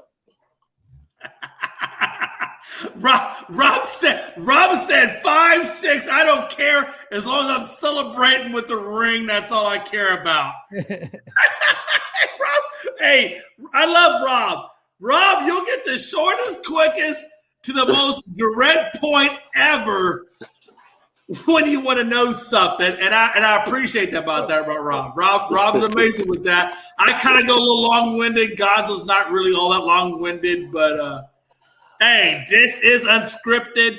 The show started out with me, Gonzo, and Chris, and it ended up with me, Chris, and Rob. And you know what? At the end of the day, this show is amazing, and I love these guys. We're a member of All Sports, All Plays Network. You can find Gonzo on Gonzo Sports Room. You can also find him on the ASAP Networks. Rob, what's your show? Easy Money? Yep. Easy Money is the show that's on the All Sports Play Networks, and also I do the ASAP Afternoon Blitz afternoon show for the ASAP Network. And Rob, you can find him on Facebook at Rob's 2 Cents. Rob, is there any other place other than Rob's 2 Cents we catch you at besides ASAP? Oh man, hey man, you know, Rob's 2 Cents on YouTube, Spotify, iTunes. Also the Rewind Sports 60 Roku channel, along with Apple and Android TV on the Rewind Sports 60. All right, folks. It's your boy Jay Mclovin, Rob, Chris, Logan. Hey man, love you, man. Thanks for having us on the show, my brother. Hey, your ass is on this show anytime you want to come on, and you know this. And by the way, I gotta confirm it with Pride, but Rob, can I confirm you for Thursday at 7? You got me on Thursday, brother. All right, so all I gotta do now is lock Pride in for Thursday at 7, and don't think that's going to be an issue. I think it's going to be okay because last time I checked with Pride, he's not exactly one to back down from a challenge when I call him out. So you know what, Jay? Just tell Pride Rob want all the smoke. Don't worry. Look, trust me, this is the easiest thing to put together. So I'm just trying to tell you right now, the entire show. I'm bringing something. It's just so phenomenal to trumpet. The entire show is going to be about smoke. So Thursday I'm bringing is popcorn smoke. for Thursday's show. Hey, I'm bringing popcorn, gummy bears. I'm bringing everything. I'm bringing in hot dogs, the relish, and the damn fucking Five Guys fries. I'm bringing it all in because it's going to be. I might even drink a few beers for Thursday's show. You know what? I'm going to go get a few beers too. But this is going to be smoking hot. We got Rob 2 cents, or I call him Rob $1.25, versus Pride. Thursday, 7 p.m. Eastern time, before Game 1 of the NBA Finals. You don't want to miss this because I respect Pride so much. I'm gonna do some real life research. Hey, I got a feeling, folks, you don't want to miss Thursday because I know Pride pretty damn well, and he don't just take things lightly. He usually comes all equipped necessary. So Rob, as well as he probably has it in hand, may want to do some of that research. Oh, I'm coming ready. You heard it. Rob 2 cents. All right, I call him Rob 25. He coming with the smoke. Let's see if Pride answers or if Pride backs down.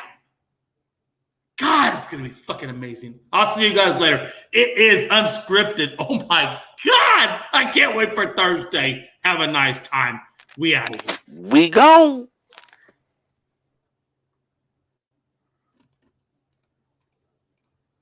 Oh, no, we're not. Hold on. Now we go. I don't wanna hear any more small talk. Off that short pier, take a long walk. My style ain't free cause it ain't off top. I'm at your throat, go get a cough drop. I don't wanna hear any more small talk. Off that short pier, take a long walk. My style ain't free cause it ain't off top. I'm at your throat, go get a cough drop. It's kush. I love me too much and your brain turn to mush. Fall flat on your tush. You couldn't handle the product I push. I guess I'm just used to it, I just do it. Like Nike swoosh, none of that Reggie Bush. Cause I'm top shelf, I ain't got wealth. But I'm on my grind like park rails. I'd sell the shoes right off my 2 feet, then add one, that's a yard sale. Got dumb bars that be smarter than Harvard, Yale. Take your pictures elsewhere, you wanna be TMZ, I wanna be VIP. Quit pandering, I'm not answering cause I don't wanna hear any more small talk. Off that short pier, take a long walk. My style ain't free cause it ain't off top. I'm at your throat, go get a cough drop. I don't wanna hear any more small talk. Off that short pier, take a long walk. My style ain't free cause it ain't off top. I'm at your throat, go get a cough drop. All of that bark and no bite, that's alright. Not everyone can be the big dog. Take a walk, kick rocks. Can't keep me out cause I pick locks. They hearing me knocking, I'll never be stopping. I keep this shit popping.